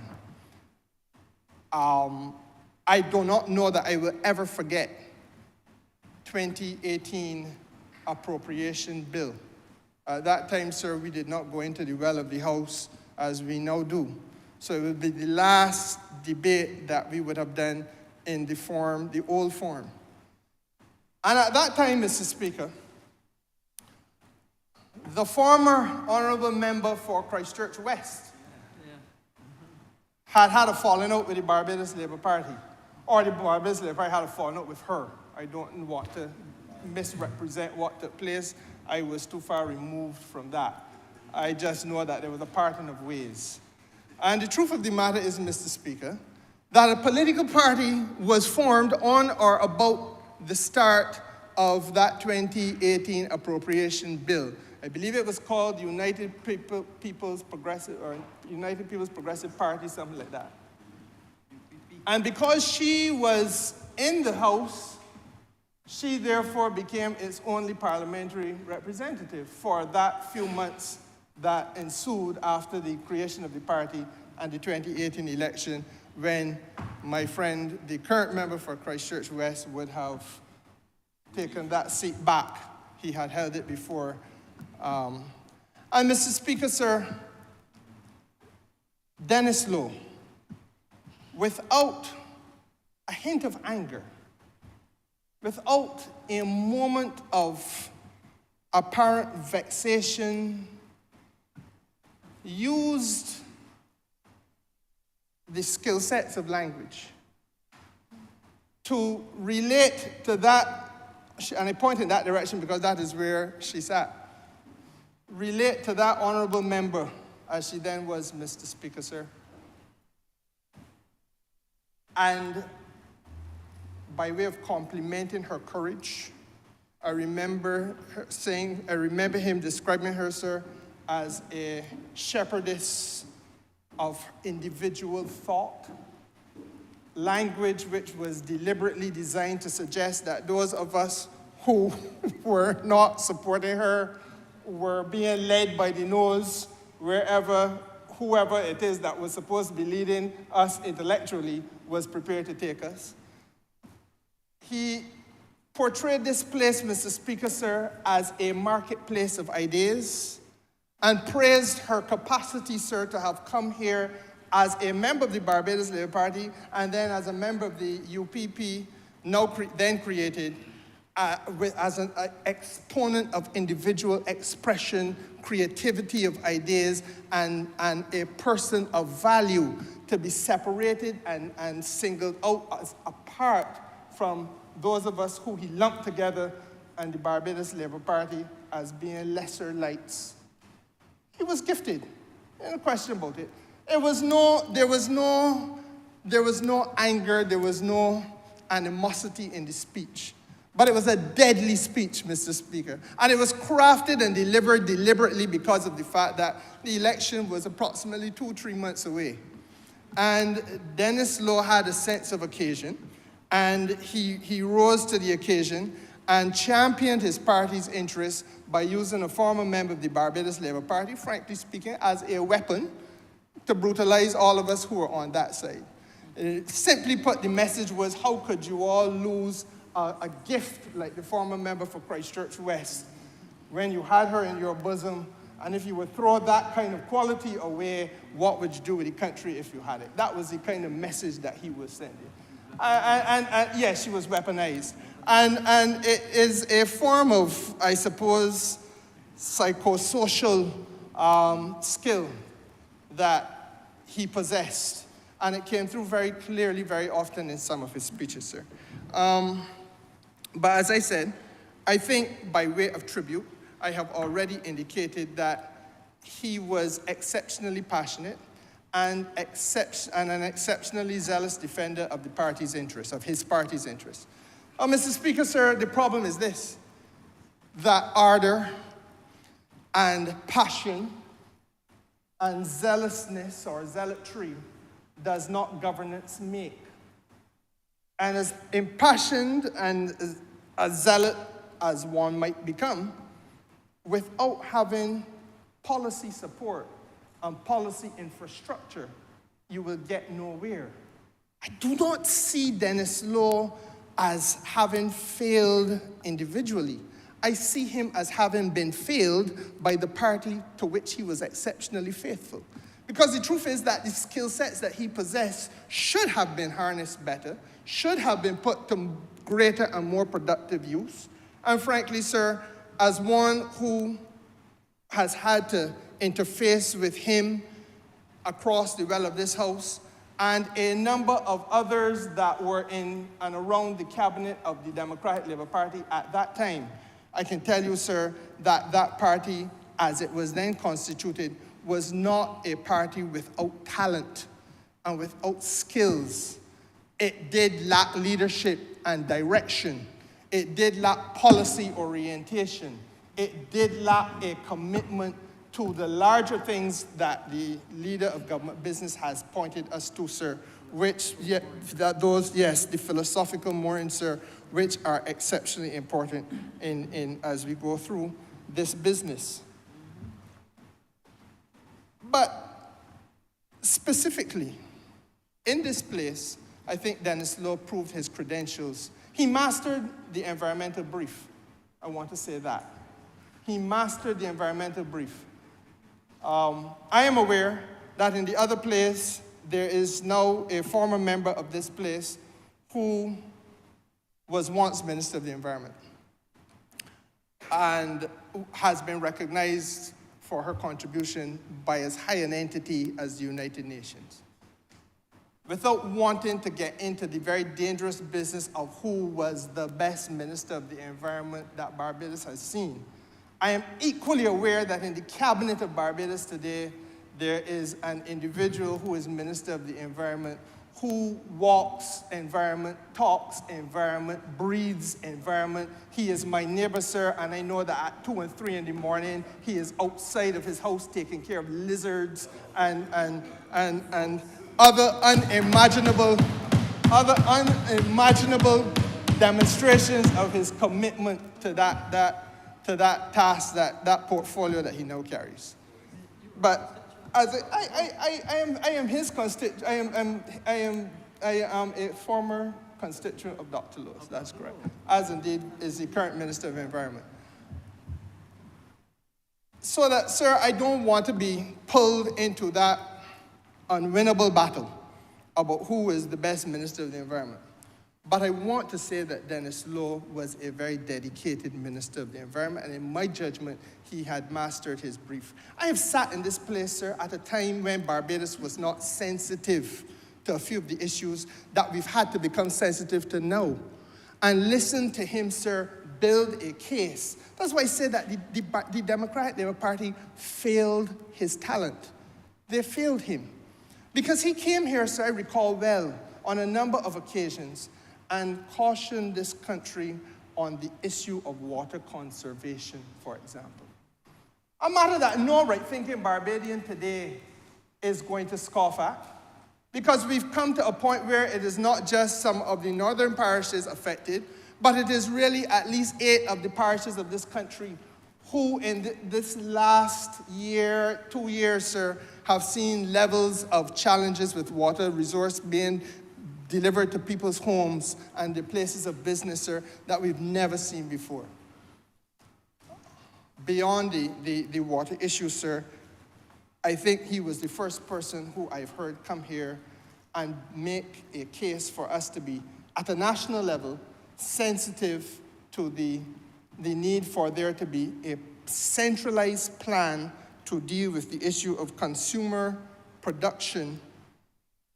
I think he used to call it the consumer production ratio, which is really the relationship between what we as a people consume, what we are going to consume when we factor in the visitors to this country, and the production levels that we aspire to, and the waste that we create. And it really, sir, it gives food for thought when you pause and think about it.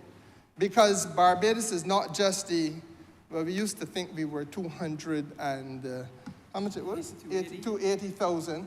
Cabinet has recently discovered that we are a shrinking population, so that we are now closer to 260, 265 than we were before. Not only aging, but we are shrinking too, dying faster than children being born. So that is another issue that we must deal with. But back to his message and his caution, sir, that when we then factor into the mix the tourism and the requirement to provide for our tourists, sir, that we are also creating a level of waste in this country on the basis of what we consume. Then the waste that has to be disposed increases rapidly, and part of our planning, if we're talking about building more hotels, if we are talking about investing more in the tourism sector, sir, part of that has to be how do we manage the requirement to dispose of the waste that we are going to generate, and so on. Now, one may differ as to the policy approaches, and we did differ. There's no question about that. We had some robust battles in here. And I was one, as indeed was the member for St. Thomas, because that which they wanted to do, when I said they, the Democratic Labour Party, sir, wanted to do was to have a incinerator concept that would have, plasma gasification that would have, I think, been a tragedy for this country. But that's a policy difference. But the reality is, Mr. Speaker, sir, he was alerting us intellectually to issues that we needed to sit up and take notice of, and frankly still need to take notice of. And where I believe, sir, that he was again failed, not only perhaps by his party, but perhaps, sir, by the country, is on this question of climate change and global warming. Now, I've heard Dr. Dennis Lowe stand up in this place, sir, as Minister of the Environment, and speak to us in a cautionary way about the need for us to take this matter seriously, especially as a small island developing state. In fact, I believe that I would be correct in saying that in that same speech, when I alluded to the 2018 appropriation bill, he spent some time on that matter as well. Well, Mr. Speaker, sir, you know, there are those who still poo-poo the idea. I think the correct expression is poo-poo. Somehow in Barbados we say paw-paw, but I don't know that paw-paw is the correct expression, or paw-paw is something that we eat, not that poo-poo is supposed to be making light of. But anyhow, that's not the point. The point is, sir, that we poo-poo the idea of taking this climate change issue seriously. There are those who will condemn the Prime Minister. She fly about too much. Well, that climate change thing, but I ain't concerned with that impacting Barbados in a serious way. I have heard that. I've heard on the call-in programs that type of approach given. And if anybody has any doubt about the significance of it, we only have to look at what happened in a very beautiful tourist destination on the other side of the world, in Hawaii, over the course of the last 2 or 3 days. I have seen Maui, sir. I know the island of, the town of, what do you call it? Lahaina. Lahaina.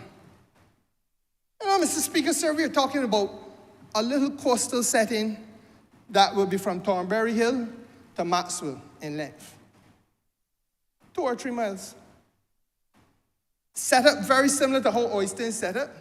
It right there on the coast, and then they got a little hill above, and the hill will run up a little higher. Can you imagine, Mr. Speaker, sir, or in fact, I think perhaps an even more adequate example would be Holders Hill down to Whole Town. Set up the same way because you have the hills above. Closer to my home, and therefore I must be concerned about that, my political home. And Mr. Speaker, sir, can you imagine a fire breaking out at the top of Holders Hill, and the fire moving faster than human beings can move. Fire moving faster than cars can travel. Fire overtaking vehicles. People getting out, running out the house and running down to the beach, running in the water to escape the racing fire that is coming to consume them. That's what happened in Maui a day or two ago, Mr. Speaker, sir. People died in the motor car. 2,000 or more people have lost their places of accommodation. Whole hotels gone up in flames. Entire tourism product destroyed. And Mr. Speaker, sir, that had begun as a result of wildfires connected to this whole global warming thing. And the point that I'm making, I say all that simply to say that there comes a time when we have to put down this partisan divide, put it one side. There will be a time for all of that. You fight the election battle, you get into the BLP, DLP thing. But, Mr. Speaker, sir, as a small island people, and that's one thing I recognize and respected Dennis Law for, he was able, sir, perhaps not very often, but he was able, on some key issues, to rise above that. Now, equally, having said that, there were times when Dennis would have been exceptionally partisan and exceptionally brutal and brutish. And I want us all now to be very fair, because he is not the first that would have had to have been, I don't want to say eulogized, but a beneficiary of an obituary speech such as this. He's not the first who would have been a brutal and robust campaigner. And nor will he be the last. But Mr. Speaker, sir, don't point in my direction, because in my advancing years, I am no genteel. But Mr. Speaker, sir, the point is this. We do have to recognize sometimes that honorable members give as good as they get. And I know a lot of people in Barbados felt, and justifiably felt, angry. Justifiably were angry over some of the things that would have been said, especially with respect to the current Prime Minister, leader of the opposition, as she then was, and the allegations he would have made around her law degree and qualifications. Legitimate anger was felt. But let us not forget that this Labour Party visited upon Dennis Law a similar allegation with respect to his PhD. You know, and very often we get so caught up in the cut and thrust of politics that we fail to realize that we, perhaps as the political actors, are our own undoing. Better it is, in my judgment, as the Deputy Prime Minister has said, to let us lift the gaze of the country onto the things that fundamentally matter. And I, sir, believe that I am guilty of trying to do that too. So I don't say that just as a throwaway comment. I do believe that there's substantial value in that. But Mr. Speaker, sir, I think that he was on to an issue which is absolutely critical for us as a country on this matter of climate change and global warming. You know, sir, the Prime Minister, I think, has succeeded him, not as Minister of Environment, but succeeded him as Barbados' lead voice on this matter. And it is abundantly clear now that we are, as a small island, and as other small islands, going to have to speak to the world more directly than we have been speaking even up to this point, because there is an ideological fault line between the north and the south of the world. And it is true to say that commitments with respect to international climate finance and targets to help us get access to the funding that is necessary for us to adapt, that those commitments have been given, sir. But it is equally true to say that the target trajectory is looking increasingly uncertain. That many countries are now walking back, we would say pooching back from commitments they have given to ensure that small islands like us and Maui that now burned down would be in a position to build the adaptation that we need to do. And in his own way back then, 10 years ago, 6 years ago, Dennis Lowe could not have known the rate at which this would accelerate as an issue, but he was at the forefront of warning that this is something that's coming down the pipe. And the fact is, Mr. Speaker, sir, that only this morning I was listening to the BBC where I heard a former environmental minister who has abandoned the Conservative Party, he's left the cabinet, sir, indicating that 80% of Britain's overseas assistance budget will now have to be dedicated to climate action if Britain is to honor its commitments. That in the coming years, it will be 80% of their overseas assistance would have to be dedicated to climate and climate alone if they are to honor their commitments. And his position is he don't see how that could happen. So prepare for Britain to walk back. And when questioned further, he revealed that there was a Conservative Party poll published in England that shows that 40% of the Conservative Party, that the ruling party in the United Kingdom, still see this climate thing as being something that we could put on pause. Still see it as being something that is not so important. And we know, sir, because we see CNN every night and Fox News every night and whoever else they got, MSNBC or whoever else. And we know that in the United States, there is that thought thinking in the Republican Party as well. And so therefore, Mr. Speaker, the question now is, do we as Barbadians, all of us living on this little rock, all of us who can be compromised, and we know because we live the experience of how we can be compromised. We understand the water problems that we are facing. We understand, Mr. Speaker, sir, the drought that we went through for the first 5 months of this year. The drought restrictions are still in place, I believe. Mr. Speaker, sir, we understand what happens in other places, other small islands like us, as happened in Hawaii this week. We understand, Mr. Speaker, sir, because we watched and seen how July and June were hotter months than we have ever known them to be in our lifetime, not just mine, in our lifetime, in the history of the world, frankly.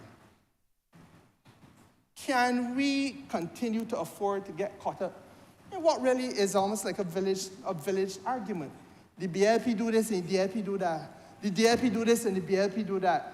Or are we as Barbadians going to now speak to the world about matters that are fundamental to this region?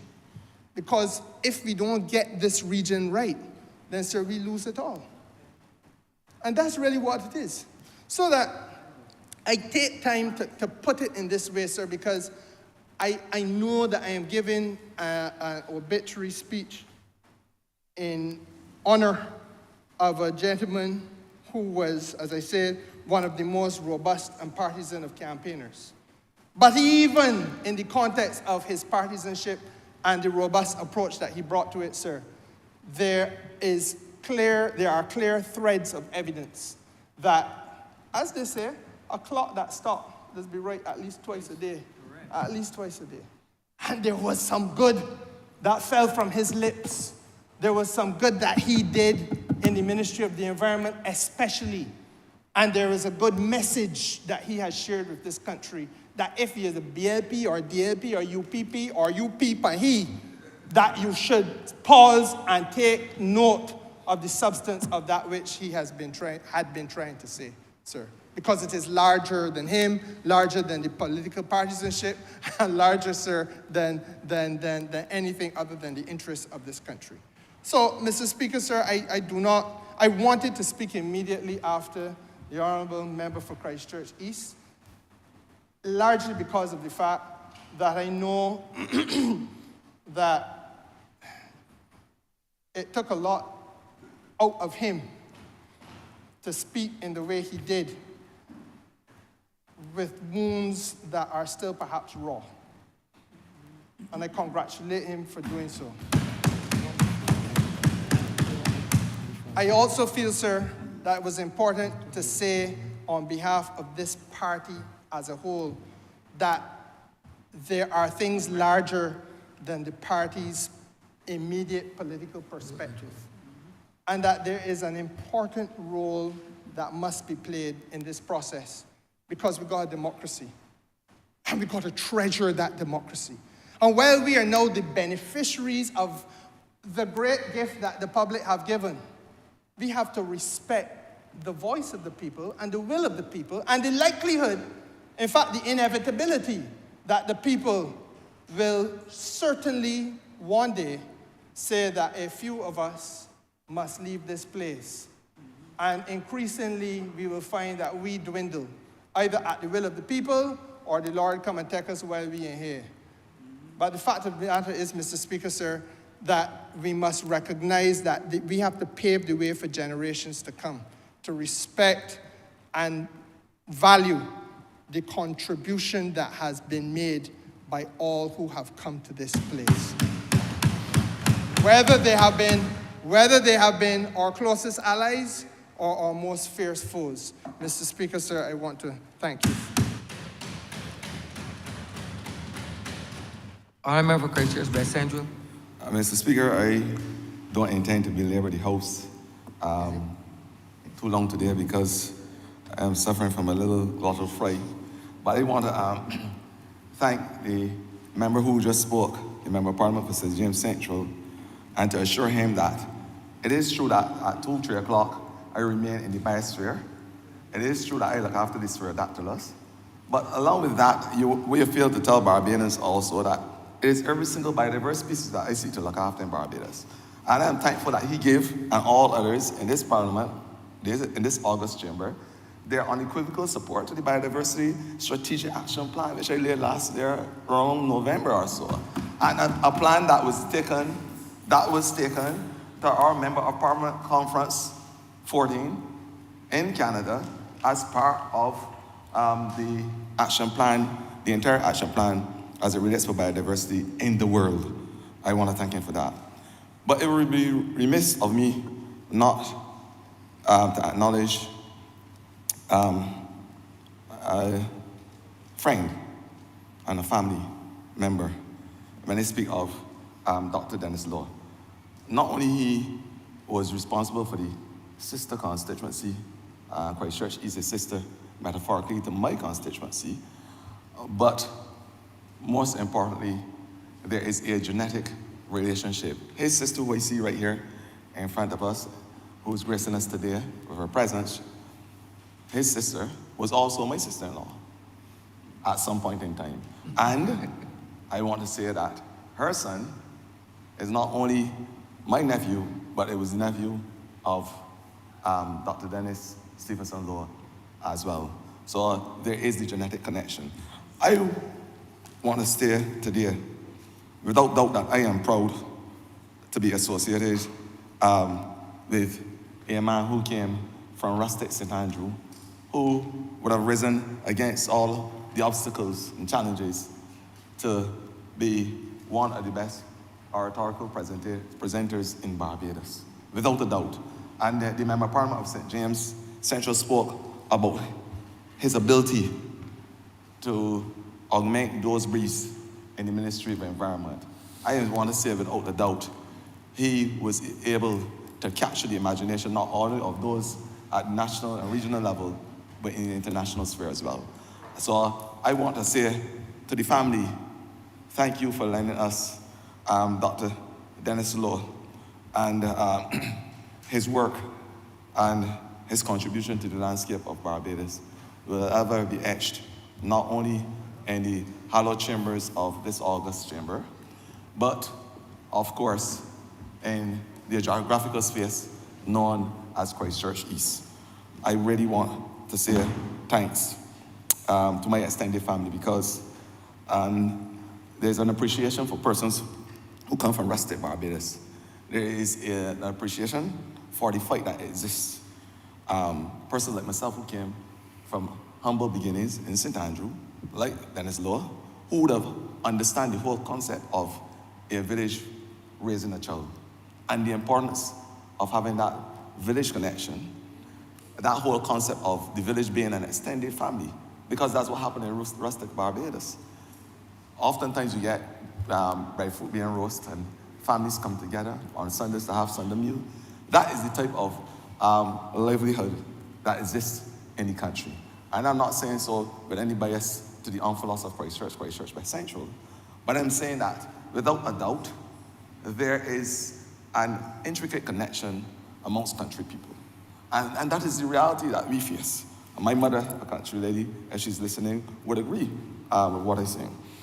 Mr. Speaker, I want to locate my conversation today in the Ministry of Environment, because without a doubt, that is where Dennis Law distinguished himself in Barbados and around the entire world. Ministry of Environment. I would have listened attentively to the Member of Parliament who just sat when he spoke about climate change. And when Dr. Law was speaking about climate change back then, because he was Minister of Environment between the period 2009 to 2018, persons thought it was a misnomer. It was something that didn't exist.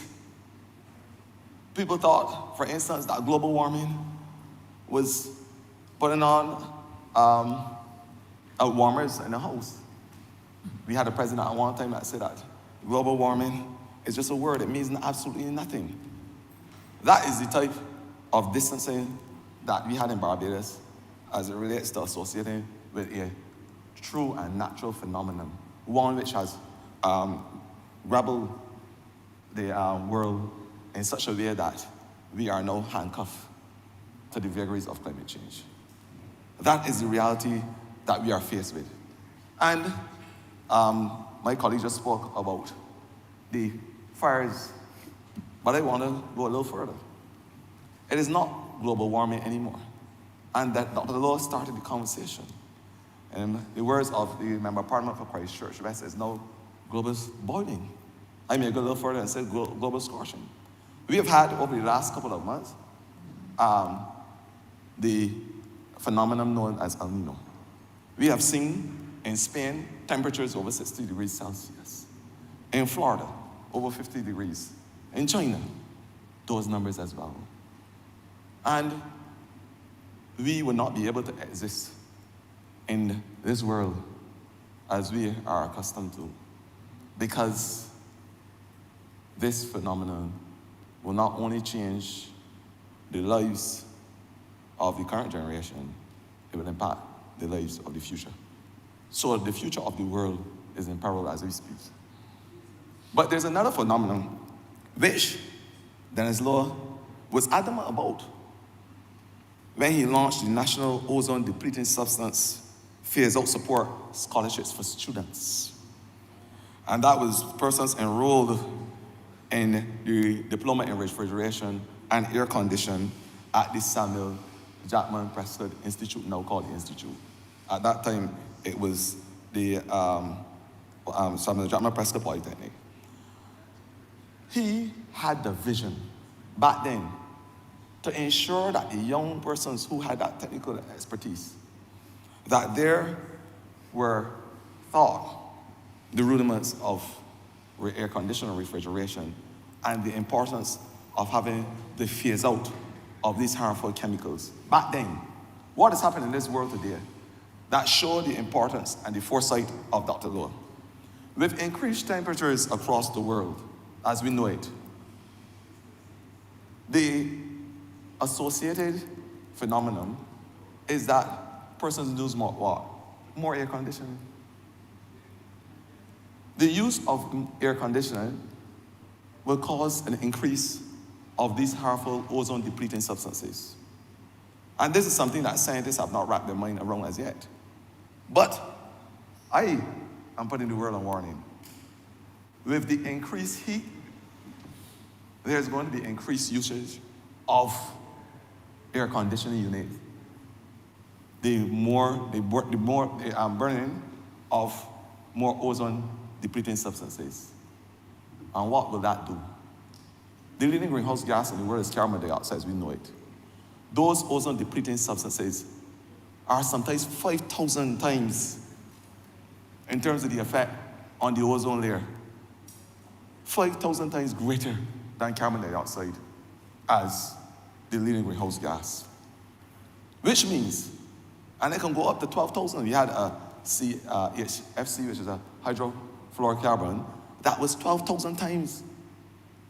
12,000 times the effect of carbon dioxide as a greenhouse gas. And what is it doing? The Antarctica, which is in the southern hemisphere, has been under repairs for the better part of 44 years or so. Under repairs. The Antarctica, and then the Arctic, and the rest of the ozone layer in the stratosphere has been under repairs because we, in this country and around the world, we have started a phase out of what we call those ozone depleting substances. And Dennis Lowe started it as minister by ensuring that we had a program here in Barbados and a phase out program as well. But what are we speaking about here? And I want us to understand the seriousness of what is happening. These substances are going to affect the ozone layer in a serious way. A layer that has been under repairs and a layer that seeks to protect us from the rays of the sun. This is a dangerous phenomenon. So when we hear about global warming and we just think that outside getting hot and that's it, and we may get some fires and some loss of species, recognize as well that the adverse effect or the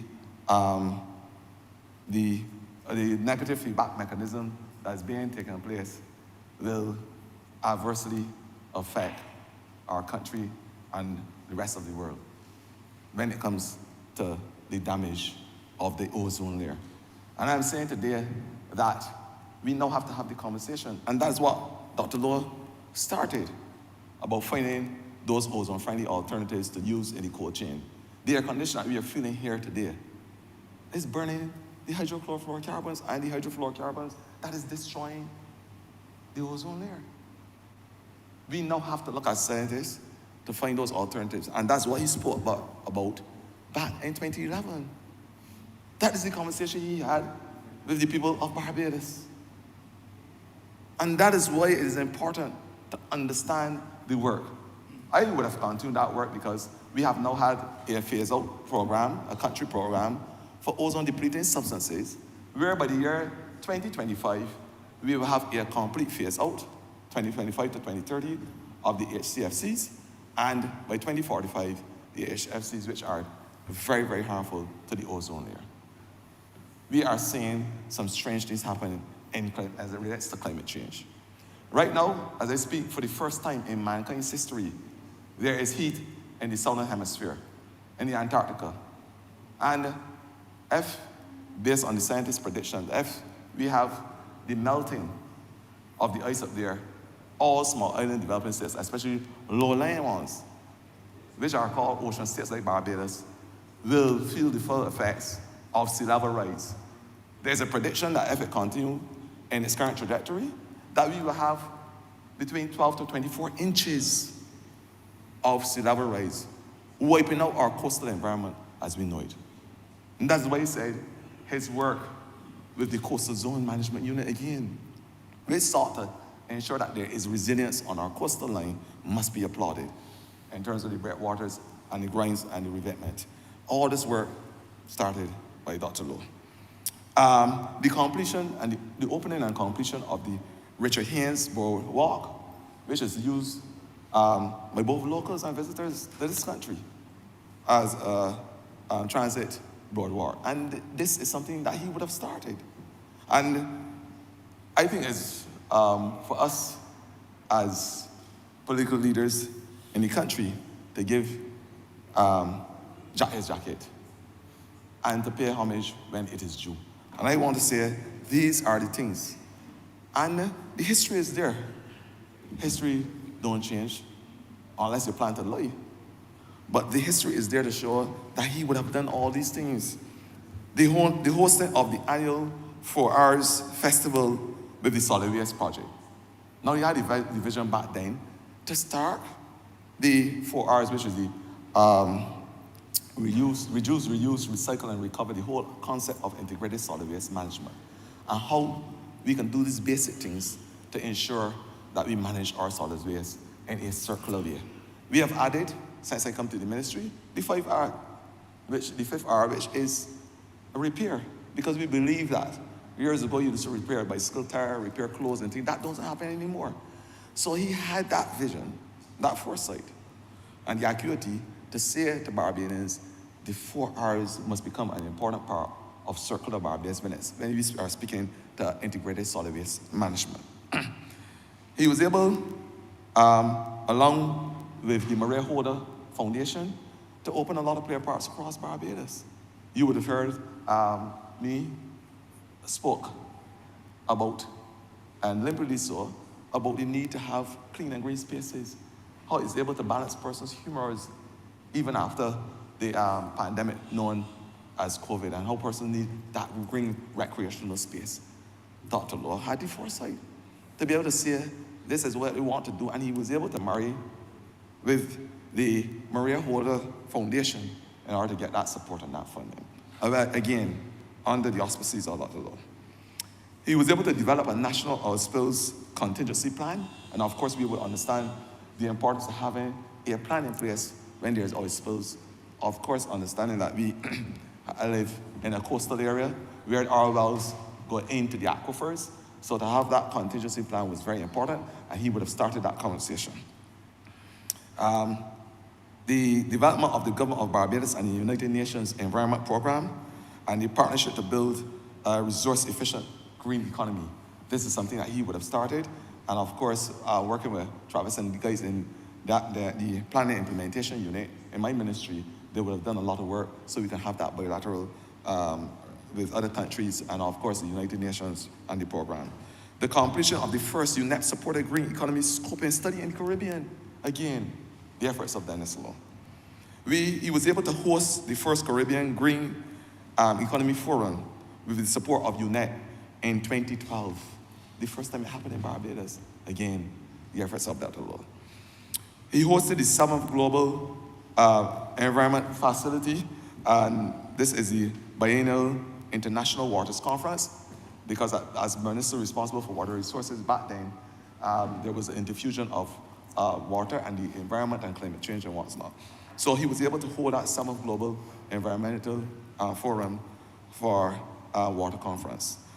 He hosted the World Environmental Day global celebrations in Barbados in 2014. Never happened before. And it was celebrated right here under the leadership of Dr. Law.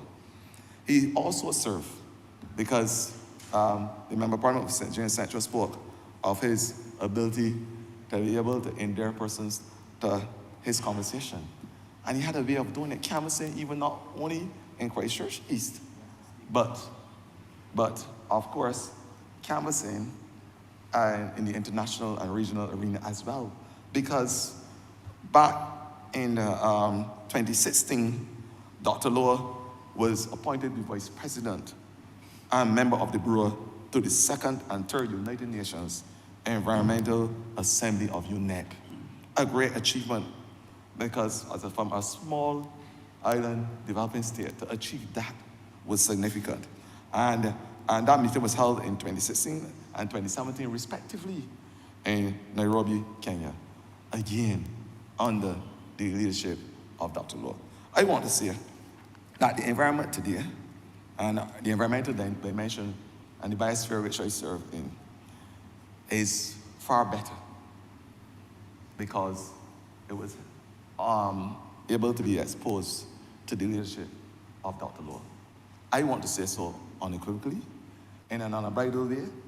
He may be, in terms of his red flag, untamed and uncut. But when it comes to representing constituents, when it comes to representing his family, and by extension, the extended family in St. Andrew, he spared no one. And I want to say it is that type of quality, that unequivocal and unshackled ability to represent people is something that I think that all of us can take away from the legacy of Dennis Law. I want to end by, because as a scientist like myself, I want to end in the words of Albert Einstein. Life is like a bicycle. If you stop, you lose your balance. Keep on riding, Dennis Law, as you seek to build out the environmental dimension wherever you are. Thank you. Honourable Member for St. Michael South. Thank you very much, Mr. Speaker. I intend to be very brief. Like the other members who spoke before me, I too want to convey my deepest condolences to the family. I am one on this side who would have absolutely no difficulty speaking for Dr. Lowe, because indeed, in many ways, I could assign some mentorship to Dr. Lowe. And it would be fair to say that we were actually friends. I met Dr. Lowe, sir, when I was Director of Social Policy and Planning in the then Ministry of Social Transformation, which became the Ministry of Social Care. And Dr. Lowe came in as the minister assigned by the Democratic Labour Party. It was known, apparently, that I was a supporter of the Barbados Labour Party, as Lowe would tell me later on, but that never troubled our relationship. In fact, sir, I think it would be fair to say that we actually worked very closely together. I recall in one of our first meetings, when I was in one of the management meetings, and there was a conversation around poverty, and Mr. Lowe felt very strong about ending poverty. And we were questioning some of the statistics that were available, and we found ourselves in a very high-level intellectual conversation about poverty and how we should end it, what was the best way to be able to approach poverty. At that time, I think the percentage was 13.9, and we spoke of what was possible in bringing poverty down to single digits. I also must say that Dr. Lowe at the time developed a strategy for the ministry that we still use. It's not his own strategy, but he brought it from psychology, his understanding of psychology, to the ministry. It was called the IC: Identification, Stabilization, Enablement, and Empowerment. And that should have been the framework to eradicate poverty. First, you have to identify the poor. You have to stabilize their circumstances, enable them, and empower them. That is actually the program that we run now. We ran with the IDB. It's the foundation for the One Family program that we are now using. So I think, in a way, there is legacy. And I speak of Dr. Lowe in terms of his ministry because I believe I'm probably the only person with that experience working with him at that level in a ministry, sir. And so that the current restructuring of the ministry, even now, was built on the foundation work that Dr. Lowe would have done. I must say that I thoroughly enjoyed working with Dr. Lowe. That's the truth. I must say that I thoroughly enjoyed our conversations since then, too. And there are two conversations, sir, in particular that stand out, but there are many, but two that stand out to my mind. I recall that same conversation with my membership of the Labour Party, or my support of it, and this is now a few months in. I knew he knew, but we never talked about it officially. And then a few months in, he was coming into the building, I was going out, and he said, "Walk with me." And so we walked together back to his office, and he said, "You know, there are members on my side who want me to get rid of you. There are members on my side within the Democratic Labour Party who want me to get rid of you." Well, I was a public servant since 1996. I didn't know how they were going to do it. But I have watched you over the last few months, and I don't know how to tell them that I can't get rid of my best officer. And that, in fact, his plans for the ministry included me in such a way that there was no one that could tell him that regardless of politics, that he was going to get rid of an officer. My motto in politics is people over politics. I believe in the way Dr. Lowe treated me, that it was also people over politics. And we then went on to form a very, very good relationship and did a lot of good foundation work. The second conversation I recall was a Monday in the office again. And Dr. Lowe called me. He said, "I saw you at the mall." I was in Sheraton Mall with my daughter. My daughter was then a little toddler, maybe 3. He said, "I saw you at the mall with your daughter, and I was watching you." And I asked him, "Were you watching me?" He said, "You could tell a lot about a man in the way he treats his children, his young children." And my daughter was acting up as children tend to do when they're like 3 or 4. And he said, "I watched you get down to her level and look her in her eyes and talk to her like she was a person. And I know you are a good man." I say that, sir, to say that people see us in politics only as one thing. You're a politician, you know, they compartmentalize you. Then they determine based on their observation or assessment of you that this is all that you are. But Dr. Lowe was a lot a lot more than that, sir. I also recall we had started to work on the constituency councils, and wherever Dr. Lowe is, there is a lot of foundation work. This man is a meticulous planner. I mean meticulous to a fault. In fact, I think it was because he had planned so much that he probably got moved.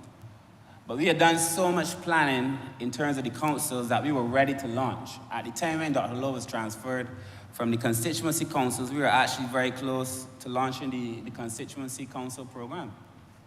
I eventually was transferred to head that program. And I remember that the launch came, and we had a very successful launch. The then Prime Minister, the Honourable David Thompson, spoke, and it was a good launch. And I looked everywhere for Dr. Lowe because he'd done, when I say to you he had done all the work, he had done all the work. And Minister Sinclair came right after and was able to launch quickly thereafter, only because Dr. Lowe had done all the work. And I didn't see him at the launch. I was, at that time now, acting director. I was director of two. I was director of constituency councils and director of social policy at the same time. And I looked for him, but I did not see him.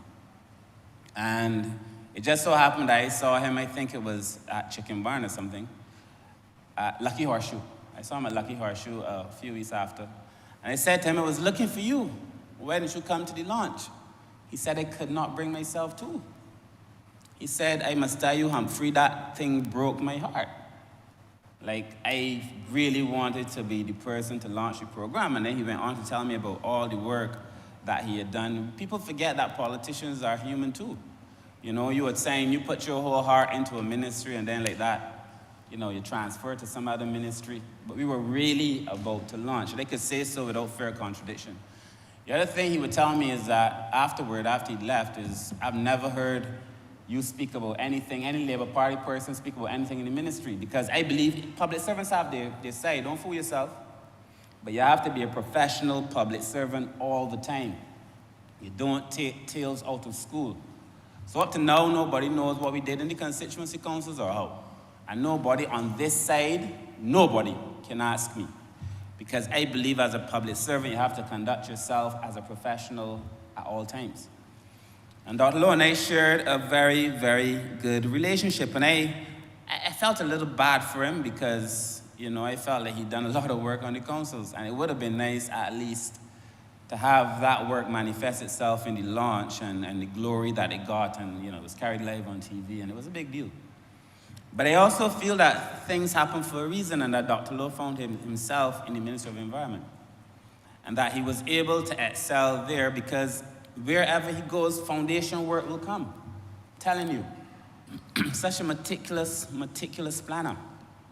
And I know that in terms of the international obligations and the things that you heard the Honourable Member for St. James Central speak of and the current Minister of Environment speak of, is because he's a foundation planner. Foundation work follows where Dr. Lowe goes. I'm telling you, a serious attention to detail that would serve all of us well. So I think he found himself in the Ministry of Environment, and you know, I was happy to see him go on and do enough things. I followed him actually when I was Minister of Blue Economy, responsible for the ocean. And again, a lot of the things that I found myself doing were things that Dr. Lowe had worked on, and because he'd worked on them, they were foundation documents. It's just who he is.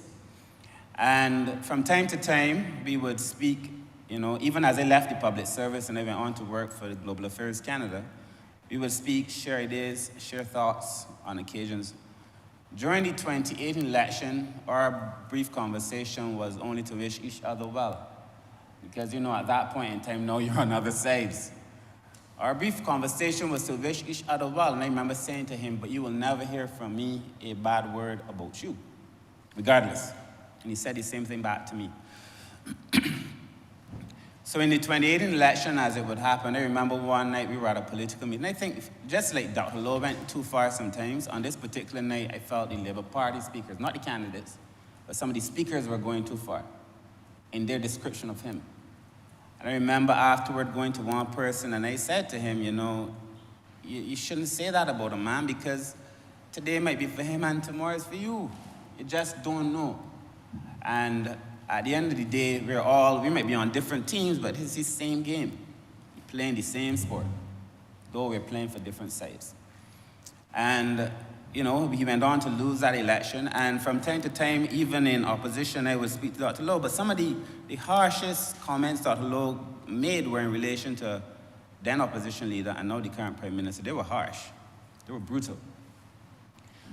And we were in the process since I became Minister of Social after I'd been transferred, Like Dr. Lowe, you put your heart into one ministry one day to find yourself minister of another ministry the next day. It's true. That's the nature of the thing.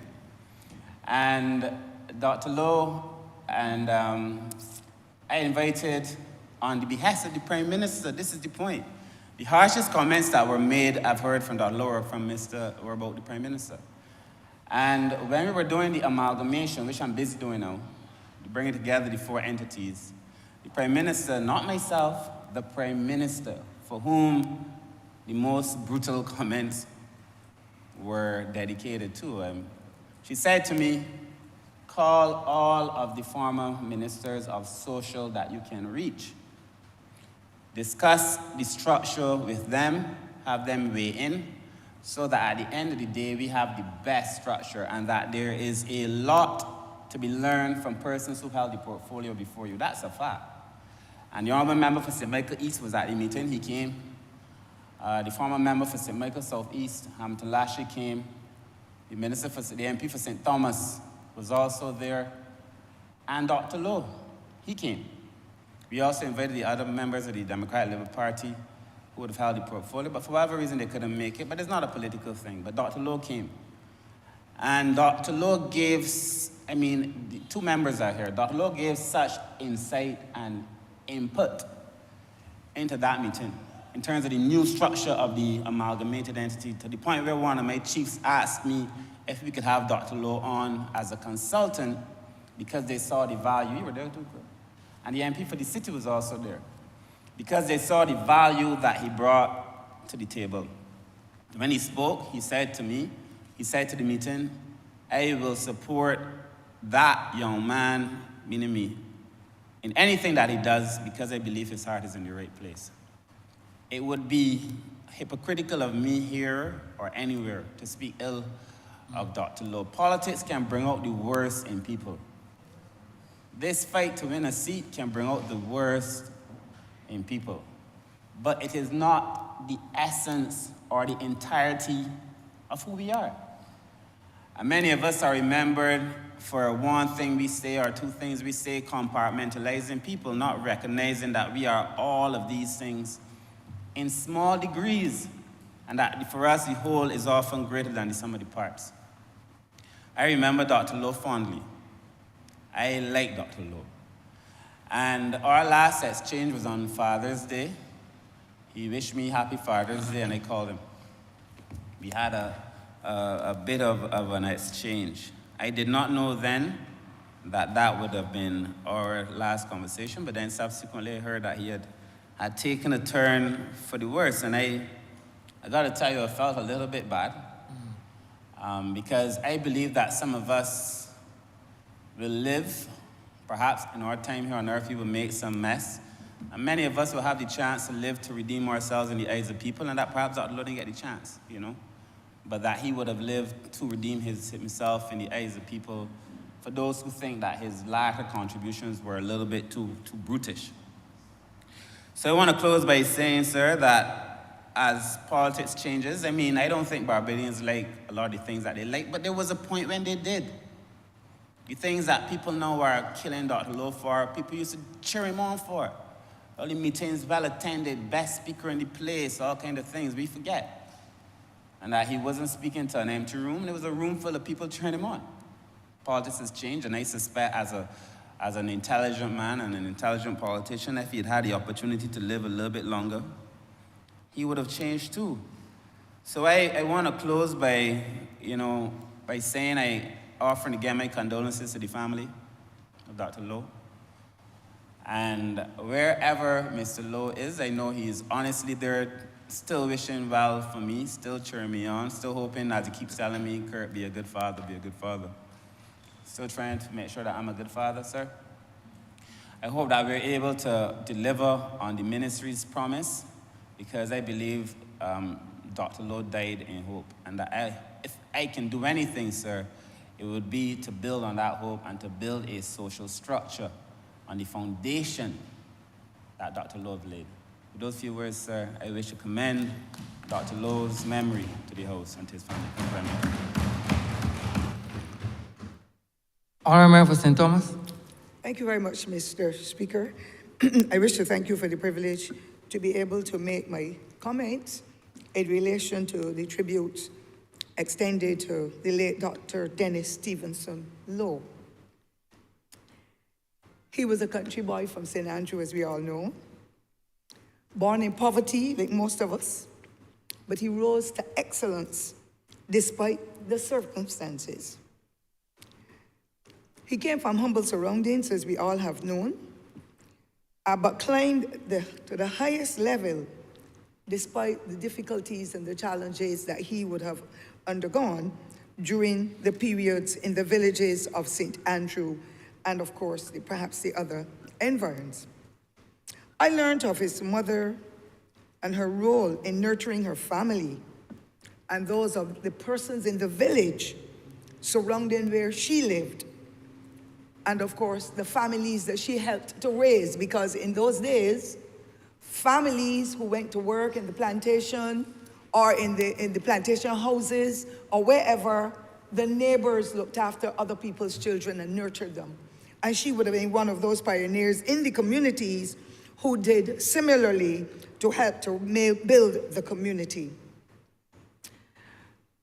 Mr. Speaker, Dr. Lowe, like myself, and many of my generation and his, I'm a little older than he, but we had to go to church every day, every time, Sunday, sometimes 3 times a day, and so. And I could see coming out of him his capacity to be a preacher and to be able to inspire others in the area of church. It was the rule of law in every household in rural Barbados, and I believe extending into urban, that our young people must go to church, and it's a pity that it is not happening now in the way that it should to help them to build a good, strong spiritual and moral foundation. But he had to be a part of that because that was the norm, as we said, across rural Barbados and indeed aspects of urban Barbados. So he was like me, had to finish school early, had to seek opportunities for employment, and of course, the hardships would not have let us stay at home and be lawless as we see it now. And some of us are even afraid to speak to our children, even though we see them doing wrong. But he had to be out and about, making sure that he pull up his bootstrings and make something worthwhile of himself in that harsh society in which we lived at that time, where poverty really took a tolling on many of us. And it's unfortunate that many Barbadians who would have come through the hornpipe, as we call it, are now afraid to say what life was like and what things happened within the villages, in the schools, in the churches and other institutions that help them to pull up their bootstraps and to be able to climb to a level where they can offer education, services, at the highest level, at the middle level, at whichever level, because there was an element of pride in doing whatever had to be done in whichever job one was employed. And therefore, he came through the system and he was able to rise to excellence as a result of caring parents and guardians and neighbors and friends, church givers and so, who would have helped to nurture him and bring him to that level. So, Mr. Speaker, he intended to become independent and to become a worthwhile citizen. And so he would have, with his sisters and brothers lending that support of wealth, gone to do a gardener's job. And it would have been in the norms in those days when children were 12 years old, 13 years old, and did not have a chance to be able to be assigned to a secondary school because there were so many limited spaces. And sometimes because they were poor people's children, they didn't get that chance, don't care how bright they were. My name never came back from the common entrance, Mr. Speaker. And there's so many hundreds of other children. Although we worked well, and we considered ourselves to be bright children, I believe we were, but our names didn't come back because of challenges within the educational system. And perhaps that was the problem with Dr. Lowe's as well. His name probably didn't come back when he wrote the common entrance, and therefore was assigned to no school, so he remained at the regular primary school in the village. And he had pride in doing what he did with honor and dignity to become a gardener. And that's why you tell young people, it does not matter what you do, it is the way you do it. And what you do with whatever you receive from the task that you pursue. And therefore, Dr. Lowe did it, and there he came using the pride and the joy, and probably was demeaned by others and stigmatized because of what he had done, but he rose to the occasion and has set some examples for many young people to follow. It is not what you do, it is the way how you do it. And when you achieve, you don't spend all, because we have some young people now who are spending all that they get. And then they're coming and asking every politician, they're asking their parents, they're stealing, they're doing all kinds of odd things. Some of them, not all, only a small fraction. But we see a lot of it when we are moving, we assume it is all. Many of our children are still well cemented in whatever they do to be able to come and remain good citizens. And Dr. Lowe would have done that in the early. Go out to be a gardener, but make sure that whatever he achieved, bring home some of the cash, some of whatever you receive, and share it with your siblings. And that, to me, is something that we should get back to and train our children. You don't just look at it and it comes out of the sky, like pie in the sky, and drops into your lap. You have to work to achieve and show the pride and dignity in whatever you do, and don't cut corners. And I think that was one of the best examples that I can refer to from what he has done in his lifetime. Also, Mr. Speaker, his story should be used as that example for every Barbadian who have been deprived of an opportunity, especially for their education that is now free.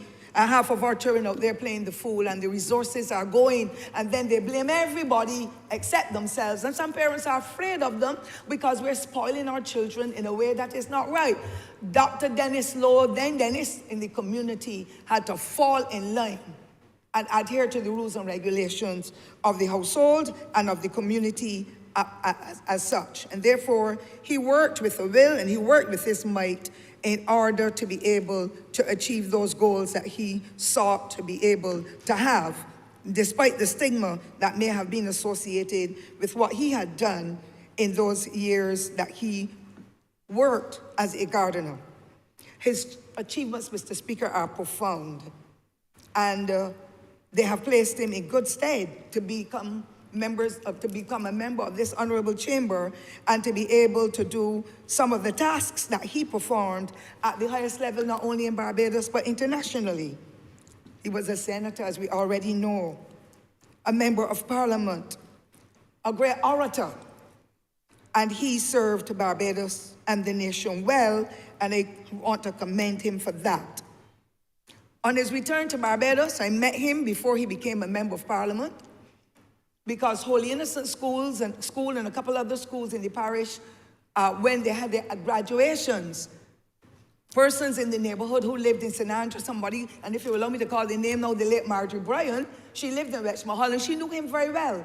As a matter of fact, Mr. Speaker, I learned that the late Dr. Lowe would have been a distant, very distant relative of mine, because the Lowes from St. Andrew, Milton Lowe and the late Clevie Lowe and those, they are relatives.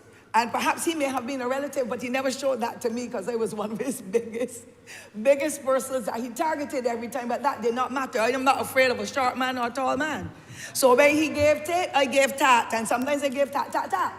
Because it did not matter, and at the end of the day, I did not dislike him as a person, but I disliked some of the things he said, and I responded accordingly, Mr. Speaker, sir, and you know this old devil here. You know, Mr. Speaker, that I will not tolerate anything that is negative, but somehow we never had to be in each other's face and to disrespect each other in any public forum.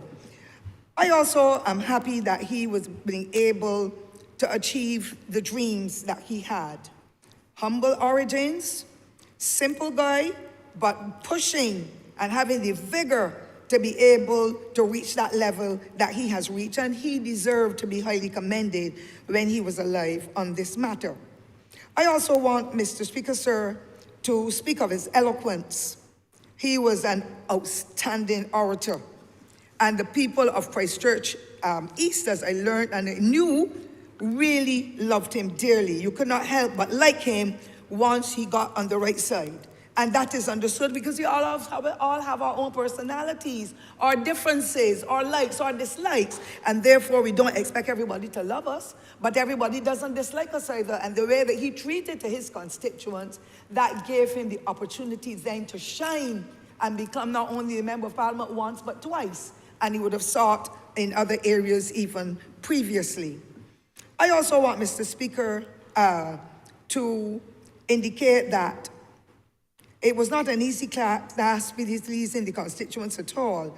But of course, we do have challenges, and sometimes many of us may not want to say, but there are myriad challenges and requests from our constituents that we know sometimes we can't even meet it.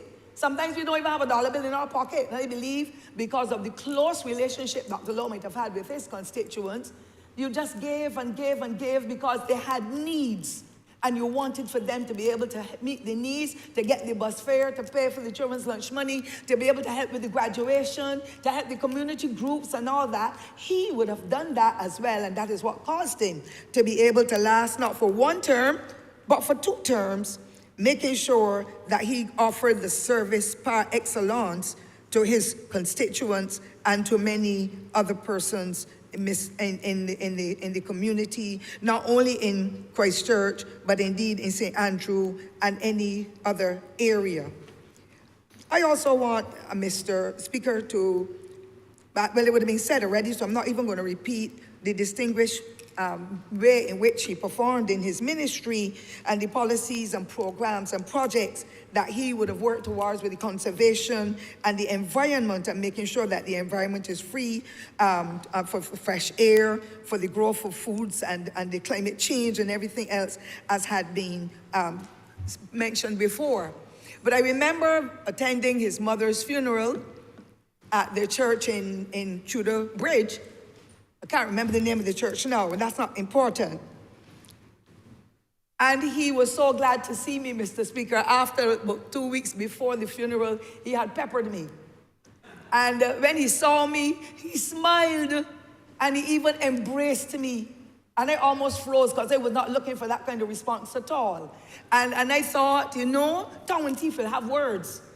But when it came to his mother, a woman who would have known by seeing her, but not as familiar, if his mother passed away, why can't I go to the funeral as I would for anybody else? If I heard she was in hospital and I was there, go to visit her. So when he embraced me, it was, and I would never forget it. Allow me call the name, but Ms. Underwilsiker then, from the Barbados Union of Teachers, she was there too, and he was so excited because he thought, well, look, I had Pepper sent here before, what she doing here now? And he was really, really very happy. Of course, subsequent to that, I got fixed again. But it did not matter because there's no malice in doing that. We will all have our difficulties. We will always have our challenges, but it does not mean that we should hold it to heart and let it be so poisonous to be able to destroy our relationships and all that. I want, Mr. Speaker, to come to the conclusion to indicate that I am happy to have met him. I watched his personality.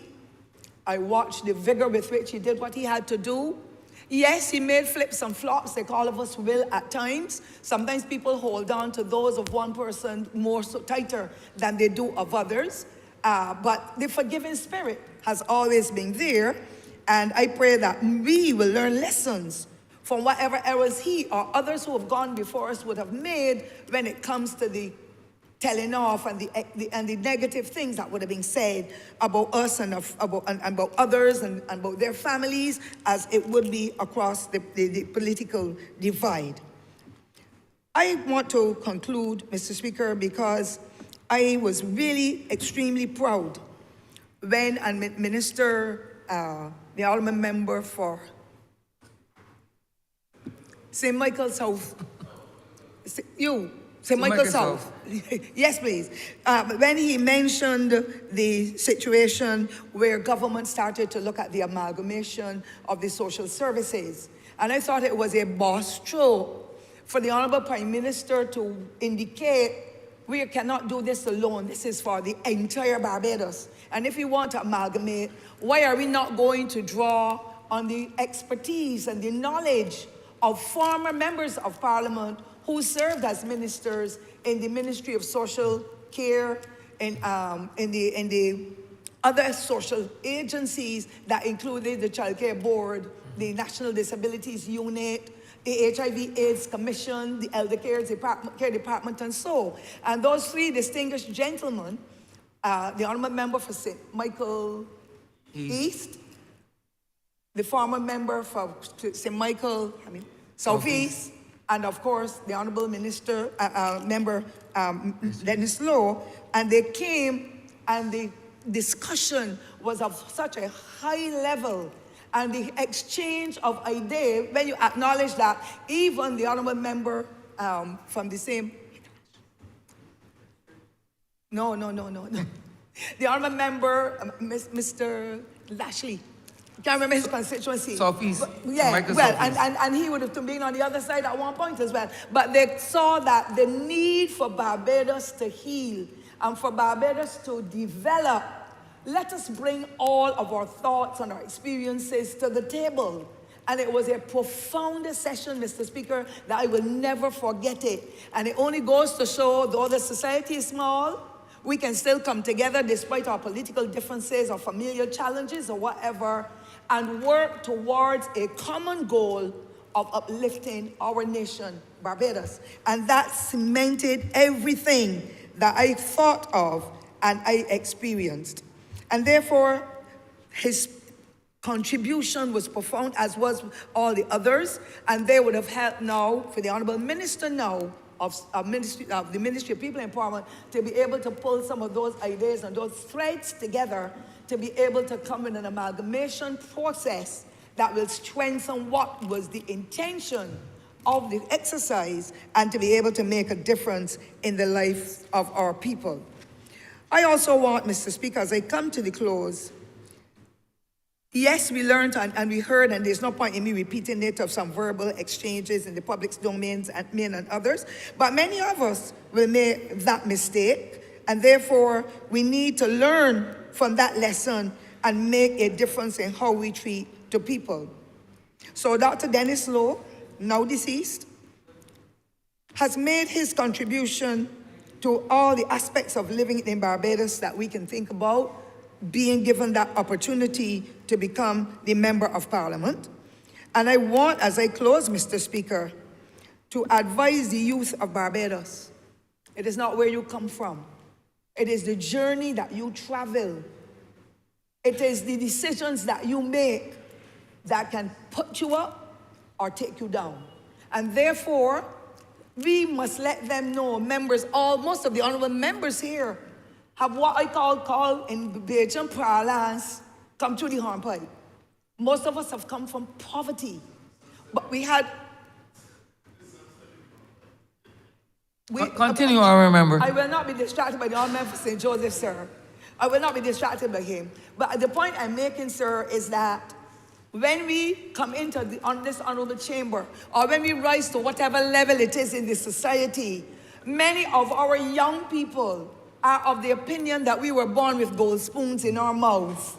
And therefore, because we were born with gold spoons in our mouths, we can reach this level. And it is our duty, especially at this time, when we see what is happening in our society, particularly with our young men, that we talk with them and let them know we went to school barefooted, most of us.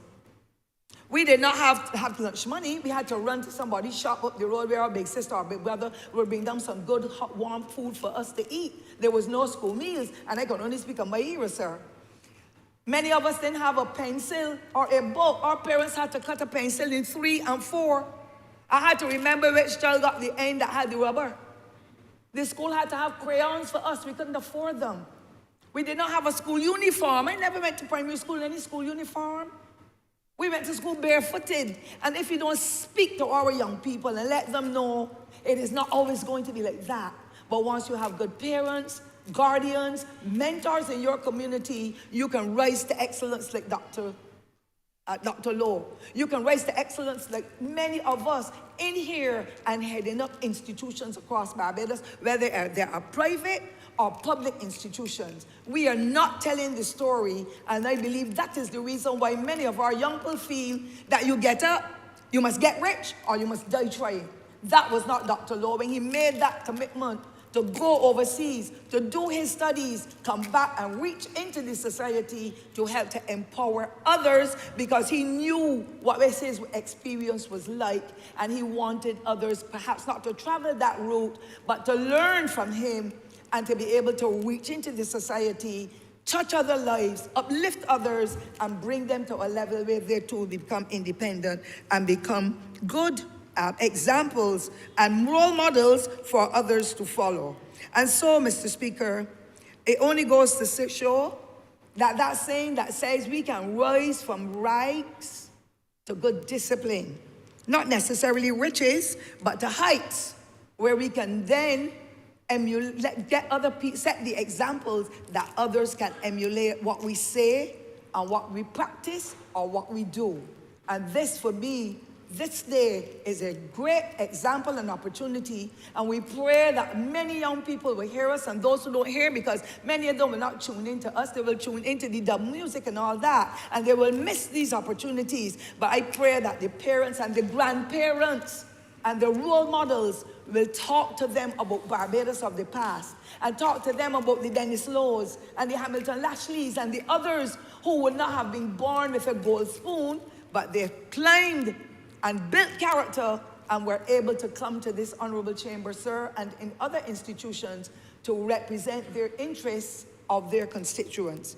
To the distinguished family, his two children, his brother Tony, who is my good friend, his cousins and others, which I will not mention now, brothers and sisters, I wish to extend not only my sympathy, but that of the Ford family, because he too would have been the distant relative, as far as we were told, because my father came from St. Andrew, and my mother lived in Chapman's Village, so we were close enough that the guys could come up the hill in Rockland bus, or walk up the hill and come and look for the girlfriend. So we heard of the distant relative situation. I want to extend our deepest sympathy on our behalf and pray that his soul will rest in peace and rise in glory, and indeed that the family will continue to hold together the fond memories and the distinctive contribution that Dr. Dennis Lowe, now deceased, would have made towards the uplifting not only of himself, but other people in Barbados, in the diaspora, and in other places. May his soul rest in peace and rise in glory. Thank you, Mr. Speaker. Honourable Member for St. George South. Thank you, Mr. Speaker. Mr. Speaker, I rise just like my colleagues who came before me to pay a tribute to Dr. Dennis Lowe. And Mr. Speaker, while I heard the member for St. Michael South, I just heard the member for St. Thomas. I entered this chamber, Mr. Speaker, in 2013 as the MP for St. George South. And Mr. Speaker, prior to coming to this chamber, I recall walking in the first day, and this man with an infectious laugh started, an infectious laugh. And he said, "Welcome, Dwight Sutherland." He was the only one on this side who said, "Welcome, Dwight Sutherland." And Mr. Speaker, from that day until his death, we remain friends, like the member for St. Michael's South. And Mr. Speaker, if there's one thing that politicians ought to have, is something called charisma. And Dennis Lowe, he possessed charisma an abundance of it. Mr. Speaker, I recall many days before I entered this chamber, I met Dennis Lowe in Chancery Lane at my dear aunt, Barbara Carrington. Sorry to call her name and put her on the spot. And she told me when I met him, this is a good man. The infectious laugh, and he was there eating a bowl of cuckoo. He loves his cuckoo. And from then, he didn't know that years later I would be on the opposite side. But I said to him then, the Sutherland family from St. George are staunch Labour Party people. And he told my aunt, don't let your nephew convert you. We had a relationship from then, very cordial one. And coming to this chamber, the member for St. James Central can tell you it was rough as an opposition MP dealing with a bunch of guys over here. They were all men, no women. And that's probably why they were like that. The testosterone levels were very high. No women at all. And they were brutal. Brutal in saying a lot of things about your family and things that were not parliamentary. And I wondered how human beings could behave in this way. But there was a man who every time I spoke in this chamber, because I shadowed nearly everything. I recall member for the member for St. Joseph and the member for St. Michael's Southeast. They can tell we shadowed nearly everything. We shadowed from Labour, we shadowed public, or everything. We were shadow ministers of everything, the 5 Young Turks, ably supported by the member for St. Thomas and the others. But this one man on this side always give constructive criticism and advice every time I spoke in that corner. And I had utmost respect for him. Something he did recently when our Prime Minister was championing climate crisis, he messaged me and he said to me, your Prime Minister is on the right track. Because I heard the member for Christchurch, East Central, spoke with respect to his job, and I can speak to that too. Because he was a good politician, and I can tell you why. Christchurch. West Central. West Central, sorry. West Central. West Central, not East Central. Every time he spoke in this chamber, he spoke with authority, good intellect, on the topic, the environment, on energy. Actually, I made notes most of the times when he spoke on those areas. He made me feel comfortable in our dining room among some of them I wouldn't even describe. He was not the worst. Sat with me, spoke to me. And we have a lot in common. We are Wesleyans. I'm looking at a man in the back there who sang opposite my parents at that lovely place. It was the Pilgrim Holiness Church then, Mr. Lowe, Fiber. And Dennis recalled, he said he recalled me as a young boy. He said, you can't remember nothing about me. He said he recalled me as a young boy in the Pilgrim Holiness then, Elton Wesleyan. We are Wesleyans. We had something in common. We are country boys, working class, politicians from humble origins. We had a lot in common. And he took to me. When I became the minister in 2018, elected to cabinet, he called me and he congratulated me. When I spoke, I recall speaking at the other place we were, and he would message me. He spoke on energy then. I think I led a debate. And he messaged me and he said, excellent speech, young man, you have come a long way. I'm happy for you. He had his challenges with others. Sometimes I scolded him on his behavior, and he too to me. Because when I attacked some of his colleagues, he'd tell me, man, don't do that. And I would tell him, leave my people as well. But we were always cordial, respectful to each other. And when he was hospitalized, I called him, and I said to him, I would always call him, Star, man, why you don't give up this thing, man? This thing making you sick. He said, this is what I love to do, and I will continue to do it. He was a good politician. Let me say why.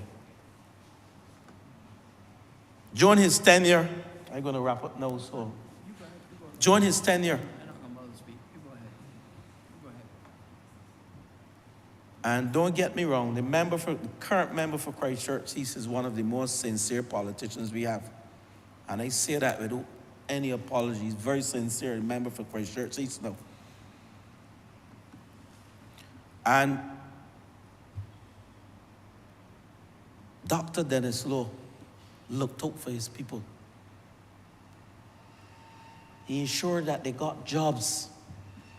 That's why he was able to hold his seat for 2 terms. And he was committed to serving. Because having lost, he switched to Christchurch East from St. Andrew. And he won. And in Belgian parlance, he defeated a big horse. A very good politician.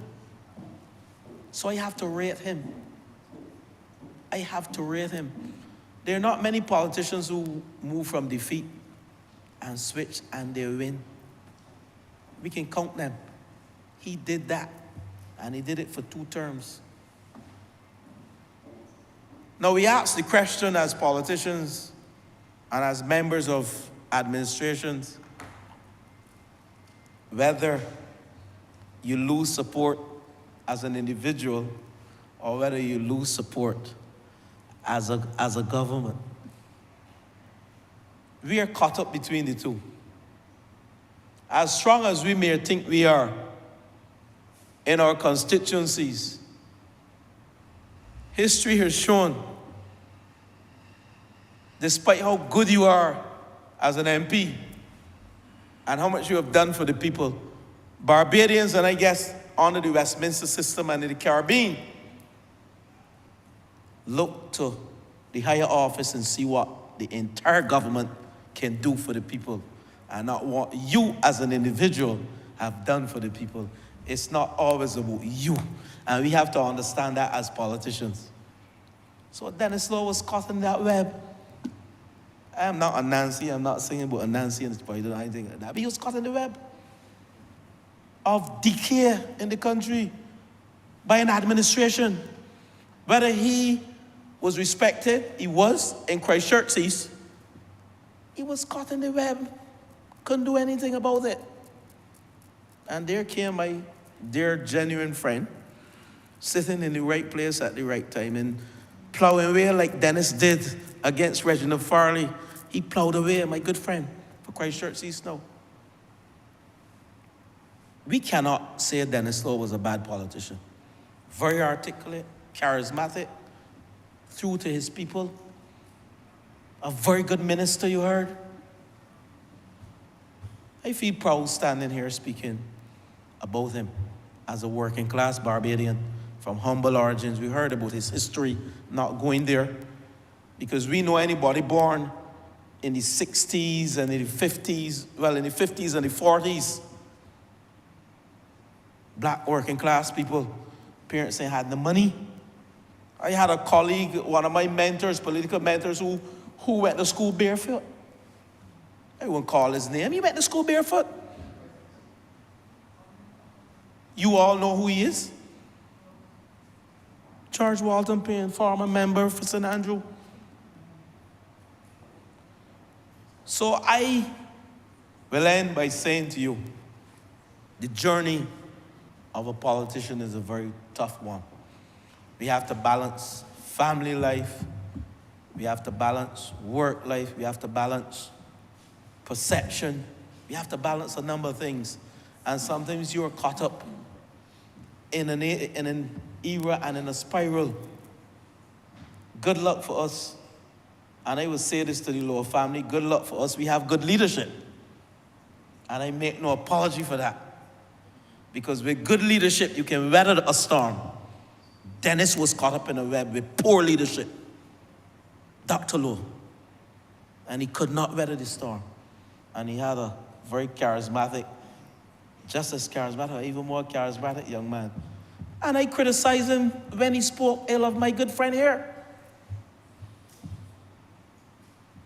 Because for me, I often say, I will not call my opponent's name because for me, there's no relevance there. I spend time focusing on me as the minister and the mandate of my government, and I criticize him for that. But that did not stop our friendship. And even when he was on his bed ill, I called him and I messaged him. I said to him, we knew each other before politics, and he would say that, do not let this separate our friendship. And I know this is the first time you have heard me saying this. I would always tell him, I enjoy listening to Vibert at Alton Wesleyan, and we would talk about the Wesleyans. Because he was a Wesleyan, a pastor, back then.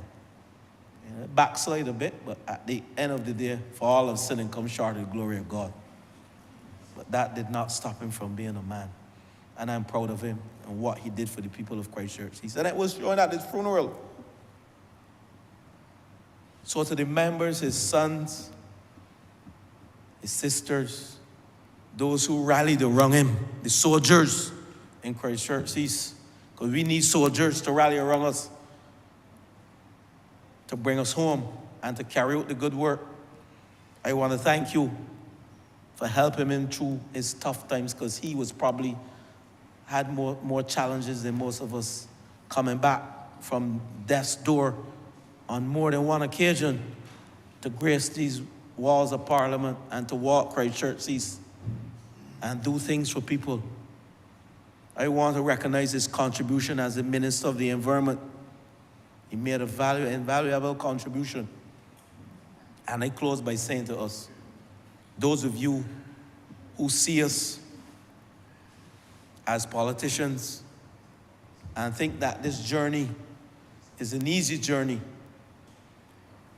you can only look at the journey of Dennis Lowe and see his journey was a very challenging one with his health, and he was still able to serve the people of Christ Church East 2 terms and seek to represent the people of St. Andrew in a term. So I want to thank you all, his family, for being there for him and what you have done for him.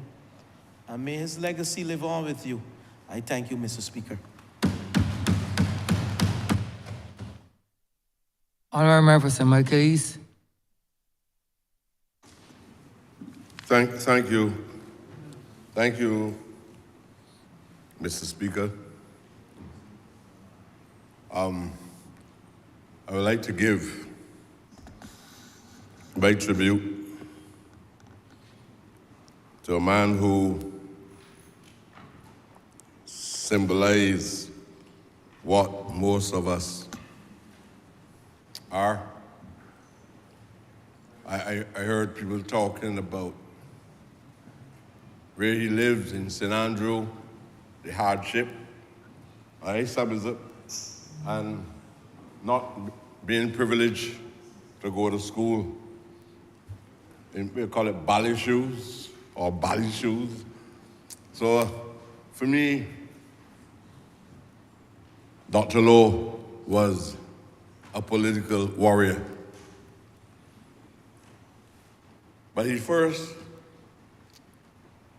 could not become a warrior based on what he did in the halls of Parliament. He is a warrior because it was a necessity for him to be a warrior coming out of the social environment in which he sprung. And that's why I describe him as a barefoot warrior. Now that was a text that was written by Harold Hoy the recent times of many politicians who emerge out of those circumstances. We normally pick up the sword when it is necessary in order to defend the interests of ourselves, but also defend the interests of our families. Most of us came up struggling against the values that derive from the master-servant, the enslaved and the slave environment. We were fighting to resist the cruelties of the land in which we were born. We were fighting for identity. We were fighting for an opportunity so that we can use such means in order to reach the highest office in the land if necessary. There are only few of us. And that's why I say that when we come here, we have a responsibility to represent the people who sent us here. So when I see my brother Lo, and sir, permit me just to call him Lo, because I hope that that signals genuine brotherhood, more so than member of parliament for Christchurch, East or West, or MP or anything like that. Because I like to speak of this man as an individual, and then look at a man when he speaks as a person who will be shaped by the institutions, the rules or regulations of the body politics of Barbados. That is what cabinet government would do to him. And having to face the loyalty of the institutions by saying, I am loyal to my institution. That is when he's fully institutionalized. So he says things because this is the position taken either by the leadership of the institution or the major core of the institution which constitutes the cabinet. But if you talk to a human being will behave like a human being, but when he comes into an environment where the external influences help to shape you, and you have to say the things that the institution expect you to say, that's how I judge the man. And I did that not only from my personal experience, but based on the things that I'm hearing here. And some people will talk to you about the values that were instilled in him as a consequence of his parents, his understanding and respect for the Christian faith, his loyalty to the institution. But if you look at the information that follows, there is a distinction between Dennis Lowe, the man, and Dennis Lowe, the parliamentary representative of the institution itself. Sometimes I wish I could be what I would fully like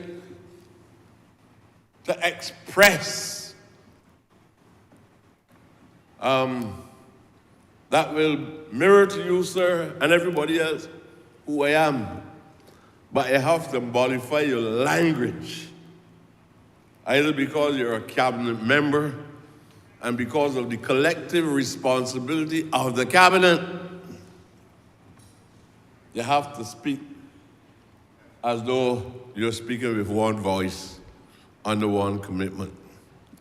And I still strongly believe that if the freedom to speak as an individual was fully allowed in the system, you have a better understanding of the objectivity and the sincerity of the voices of individuals. I've heard so many people say in my life, you know, when I was in Parliament, many times legislation came to Parliament, I had a different view.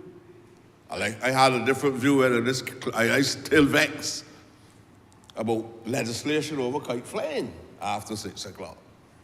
I heard the institutions talking about one of the greatest contributions not Dennis Lowe but Glenn Clark ever made to society is to say that you can't legislate a culture. And I came in here and see people legislate a culture. If I was in here, it would have been a different ball game.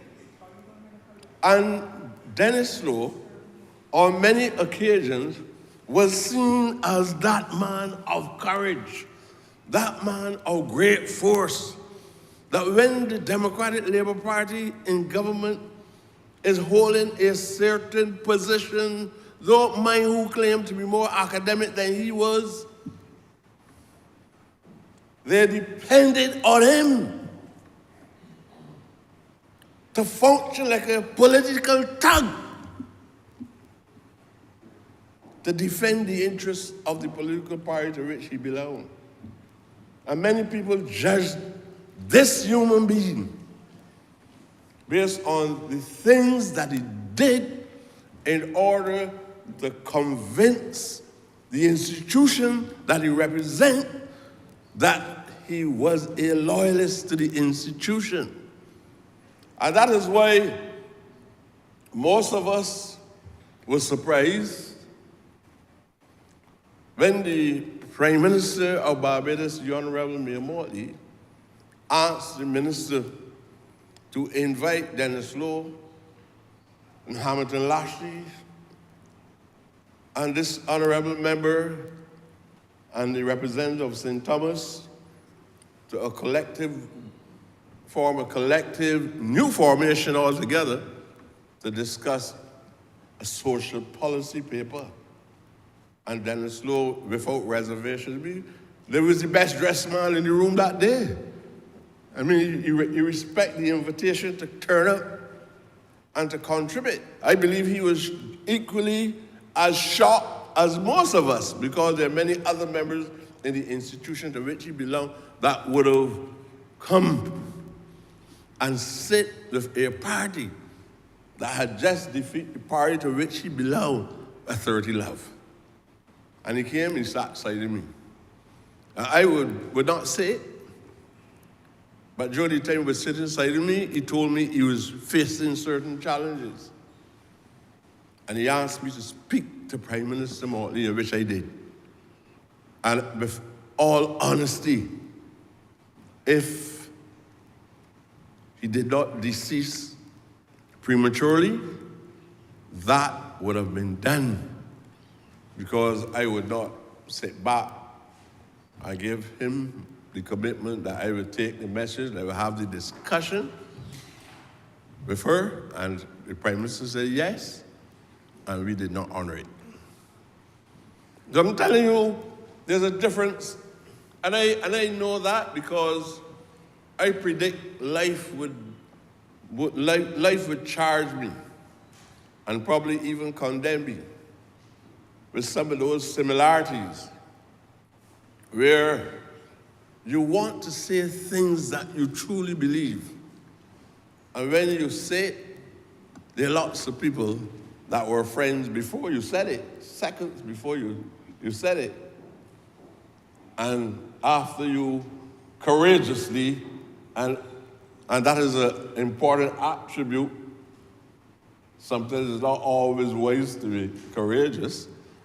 That is an important attribute that I saw in my brother, Dr. Dennis Lowe. Dr. Dennis Lowe had to struggle in this assembly, trying to provide evidence that it was clear that he can be counted among the academics of Barbados itself. And in some cases, the persons who criticize him, I would say to them, if he is not an academic, you are not either, because of the quality of his presentations in this chamber. But many times when he spoke, he was defending the interests of the Democratic Labour Party. And what we might not consider to be rational thought, for him, he had a duty to the institution to which he belonged, to say harsh things to you, to push you on retreat, so that you would not get over the position of the Democratic Labour Party. It's about how do you preserve power in the institution to which you belong? How do you treat to forces who appear to hold a different view.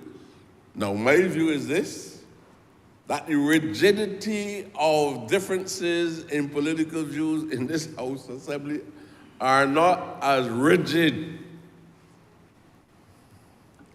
as we perceive them to be. What? Because this is not in this House Assembly, I watch people cross the floor from one institution to the next in 24 hours. You would say we don't know. I see people belong to one institution one day, and that was Monday, the 25th or whatever it is, and then 26th, to choose the people, the members of the other institution. And people ask you if you sign a form. Sign for what? And then I ask you if you sign to become a member, and then I ask you if you sign a form showing that you resign. I may say resign what? Well, I resign from nothing, no, I join nothing. Other people join me. All these things I see in here. And if you're making a true analysis of a man, when he is here for me, and I'm defending the institution to which I belong, and I have to demonize him, the only body that can stop me from doing so, sir, on the face of the earth is you, sir, as Speaker of the House Assembly, because I'm defending my institution. Sometimes you might be saying something I like what you're saying too, and I keep my mouth closed.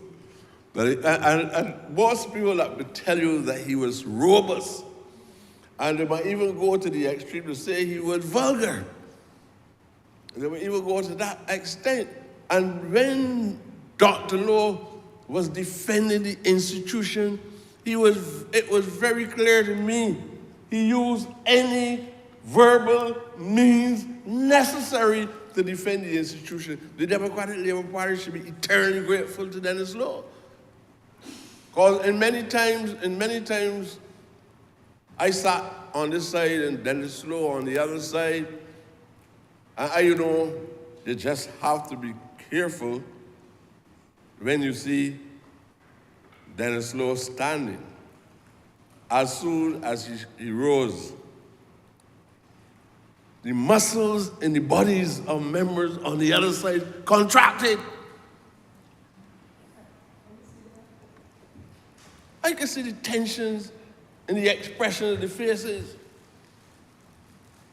I saw people run out the chambers because the line was on the move. The man of courage was on the move. And you could have given those words that he spoke to other persons and they would have been ineffective. But there was something about this man.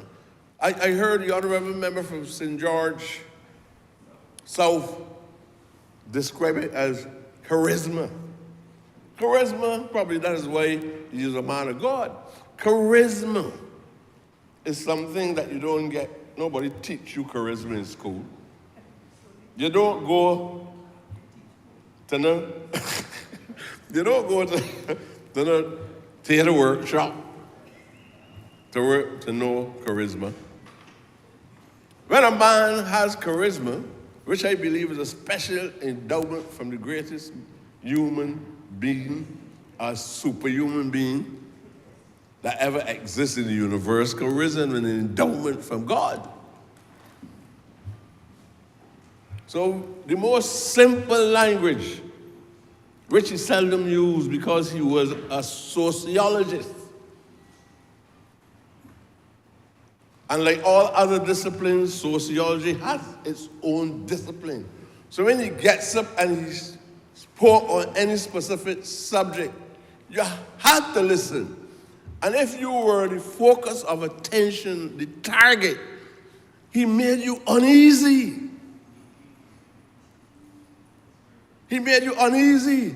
I believe that some members caught diarrhea in these chambers after Dennis Lowe unleashed the acidity of the language that he used on the people in these chambers. I saw them walking down the stairs grumbling and felt that this man was unreasonable. He had no reason to go that far, but he felt that he had to go that far. But on the other hand, we heard that he was a human being. That when he meets you on the outside, I don't think he was just role playing. I don't call that role playing. In here, there are lots of people here like role playing. So if they got a specific responsibility, to speak with authority on that specific responsibility on Monday. But when the law no longer holds the responsibility, they don't even address the subject thereafter. But Dennis Lowe was a man who had a background in sociology or social psychology, and he would try to analyze individuals and institutions. So apart from his natural pragmatic understanding of the public issue that he was dealing with, he had a scientific background which complement the pragmatism of the politics itself. And that is where people found it uneasy, because he knew I was here to represent my party. My party might not be right. He probably had that in the latent reserves of his mind, that they might not be right, but I still can't say that they're wrong. I can tell you many examples of when Dr. Lowe spoke strongly on specific subjects. But as I said, you're dealing with two characters. An attribute when you speak freely as yourself, and an attribute when you are institutionalized or governed by the rules and regulations of the institution to which you belong. And I saw him in that light, but when it came to social issues, he was a force to reckon with. If you was not subject, sir, to the infinite or the finite nature of the regulations to which you are responsible for governing us on, Dr. Lowe had the capability of speaking for 5 days nonstop. I'm sure. So he knew his subject. That's the point I'm trying to make. He knew his subject. And he also understands sometimes the requirements of theater, because he had a constituency that he had to cater to, and he knew that he had to balance the act at intervals, because he still needed to appease or give a level of satisfaction to the people to whom he was sent here to represent. And that is the man that you're talking about. So when you call him to the special meeting on former ministers of social transformation to deal with social policy and programs, you really had an honest expression of the man and the capability of the man, the intellectual nature of the man. I condemn persons who believe that a barefoot boy cannot come to the highest office in the land, or girl, sorry, my darling. Sorry, sir. Like Minister Ford, and like Hamilton Lashley, who was here. I heard them in here, you know. I know them. I can identify them. People who felt that you were nobody and believed that you were in an alien environment, not suitable for us. And they did everything to discredit you. Even when an ackee tree get cut down for $11,000, you won't believe that other men money laundering. And you get condemned in here. In here for small things, even views. Because when Dr. Lowe was expressing his concerns, it was views. And if you're mature enough, you should be able to counterattack. And you should find other means of saying, you know, yesterday when Dr. Lowe spoke, he talked a lot of foolishness. And you must be able to prove it. Or keep quiet. But this chamber requires a level of maturity, sir. That when people speak to the way in which you also spoke, you should not be deliberately condemning them.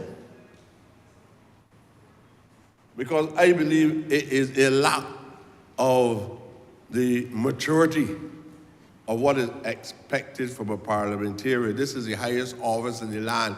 We should have the authority that if we believe that we must go to war, and Parliament raised the opinion that the country must go to war, and you feel that you should pray to solve the problem, but then you're entitled to say that. Other countries that the people in those chambers don't have any bigger heads than y'all, they might got bigger dollars and military strength, but they have to make fundamental decisions. And that is why, sir, that I was forced by my conscience to at least enter into these discussions, because I felt that I had a genuine view to express.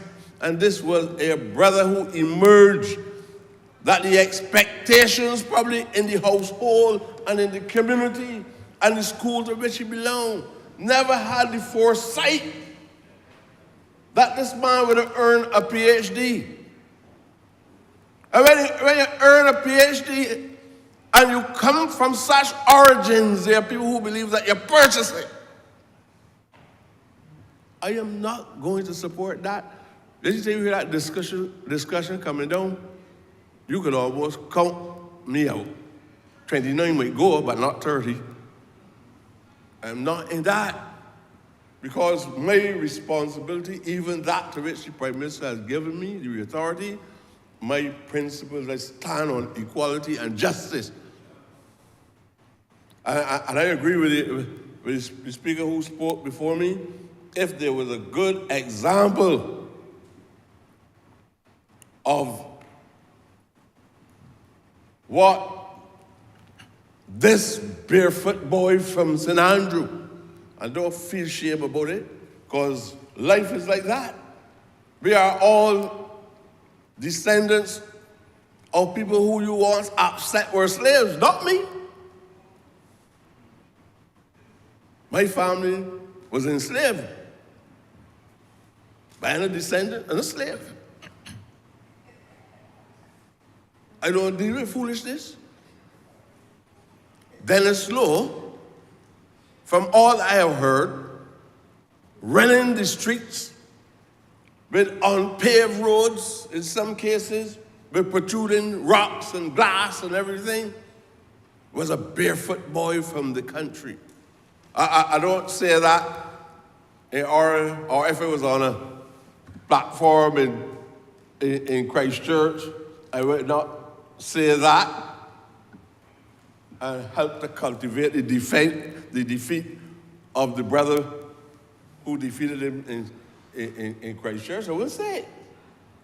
And the most I can do in those circumstances is to exclude myself. If I'm present, I can't say that. This is what we call now true institutionalization. If you ask me for my opinion about who is the better of the two, I will have to support my brother. But on the other hand, especially at this point in a man's life, and I mean life because I believe that life is eternal. I believe that man never dies. That is why we speak of a legacy. That is why we speak of our spirit. The debate still is going on. What constitutes a spirit?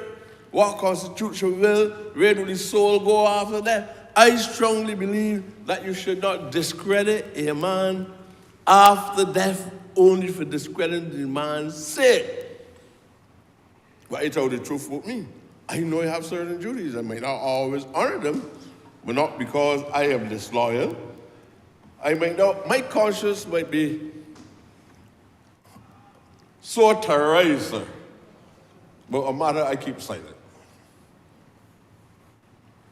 You honorable member? You honorable member? I keep silent, so no, I'm serious. Keep silent. But that institution to which he belonged really depended on him. I know I was in here. I know the fear. You don't curse him for that. I know the fear that he drove in the hearts of many of us. And I know the times when we went out in the lobby and I had my different views, and when he feel passionate about something, my man, if it got to be converted into something physical, he would convert it into something physical. And he felt strong about it. But he was a principled man. Look, no man is exclusively righteous. He was a principled man. And if you go outside, I used to Dennis, you know you talk a lot of foolishness. You know, that might not be my language. But I would say, Dennis, you talk a lot of foolishness, man. And he said, where they get up and talk then? Where they get up and talk then? Let me cut the throat. That is the kind of man that he was. And when we met on the last occasion we were in the facilities at the Defense Force. And he came and he sat outside of me. And as the minister indicated, from southeast, St. Michael South. St. Michael South. Sorry, look, I almost put him in Minister Bradshaw's seat. But when we spoke, he said, Pressy boy, I said, so how things going with you? He said, Pressy boy, a little rough. All right? And he tell me about if you ask me so, we're going to do for me. Right? And we had a conversation there because it is nature. At the end of the day, when I lose my seat once, six out of 6 efforts to win, I lose once. And when it happened, Prime Minister then, David Thompson, met me in the corridor. He said, Pressy, you all right? I said, are you okay? He said, you sure? If there's any problem, come to me. Look, this is about wrestling with ideas and vision, about moving a country forward for the greater good of everybody in this society. And one of the best things that we can do is to allow people to speak freely on how they perceive the present and the future. And if a member believes that you're doing something and you don't know if you're genuine or not, and he be very critical of you, you're going to accept that your heart can be so vulnerable that because you use strong language in expressing themselves, that you end up condemning the individual. I want to say to this Parliament, people of Barbados, and more so to the family of Brother Dennis Lowe. And sometimes when you speak of these persons, you wish you were really in a position where you can see them and they can hear you. I want to tell him that I admire his contribution in these chambers. I don't know much of his socializing in St. Andrew on the streets of Barbados, but I try to do a genuine analysis of the kind of man that he is based on conversations here, conversations in the lobby, conversation in the yard, and when we meet outside, the conversation which he have had with me. And I believe he was a man of a genuine and a kind heart. And I believe that he deserved to be sharing the same space with me in the presence of our Lord.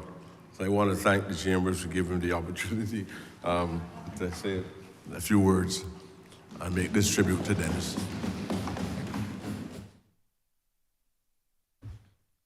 I wish to endorse all the comments made by the honorable members in this chamber in relation to Dr. Dennis Lowe. And he asks that we stand and observe 1 minute silence as a matter of respect to the honourable member.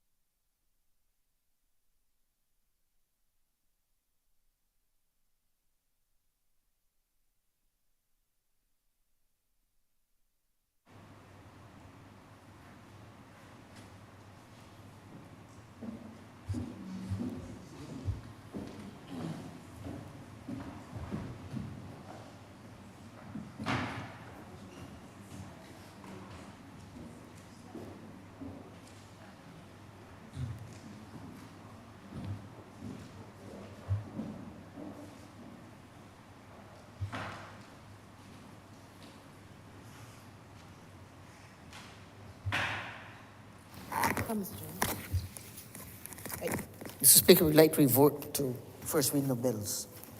First reading of bills be committed. Honourable Leader of Government Business. Thank you, Mr. Speaker. I beg to move the first reading of the Copyright Bill 2023, as well as the first reading of the National Payment System Amendment Bill 2023. The question is that the aforementioned bills be read the first time. All those honourable members in favour, please say aye. Those against, please say no. Me think the ayes have it. Personal explanations. Motions for leave of absence. Oral replies to questions. Notice of motion for adjournment of the House on matters of urgent public importance. Orders of the day.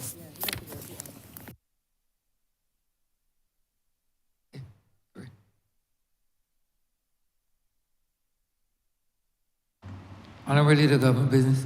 Thank you, Mr. Speaker. I beg to move the adjournment of the House until September the 12th at 10 a.m.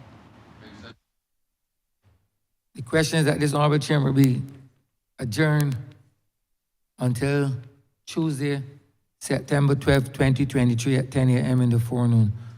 All those honourable members in favour, please say aye. Those against, please say no. Me think the ayes have it. This honourable chamber stands adjourned until Tuesday, the 12th day of September, 2023 at 10 a.m. in the forenoon.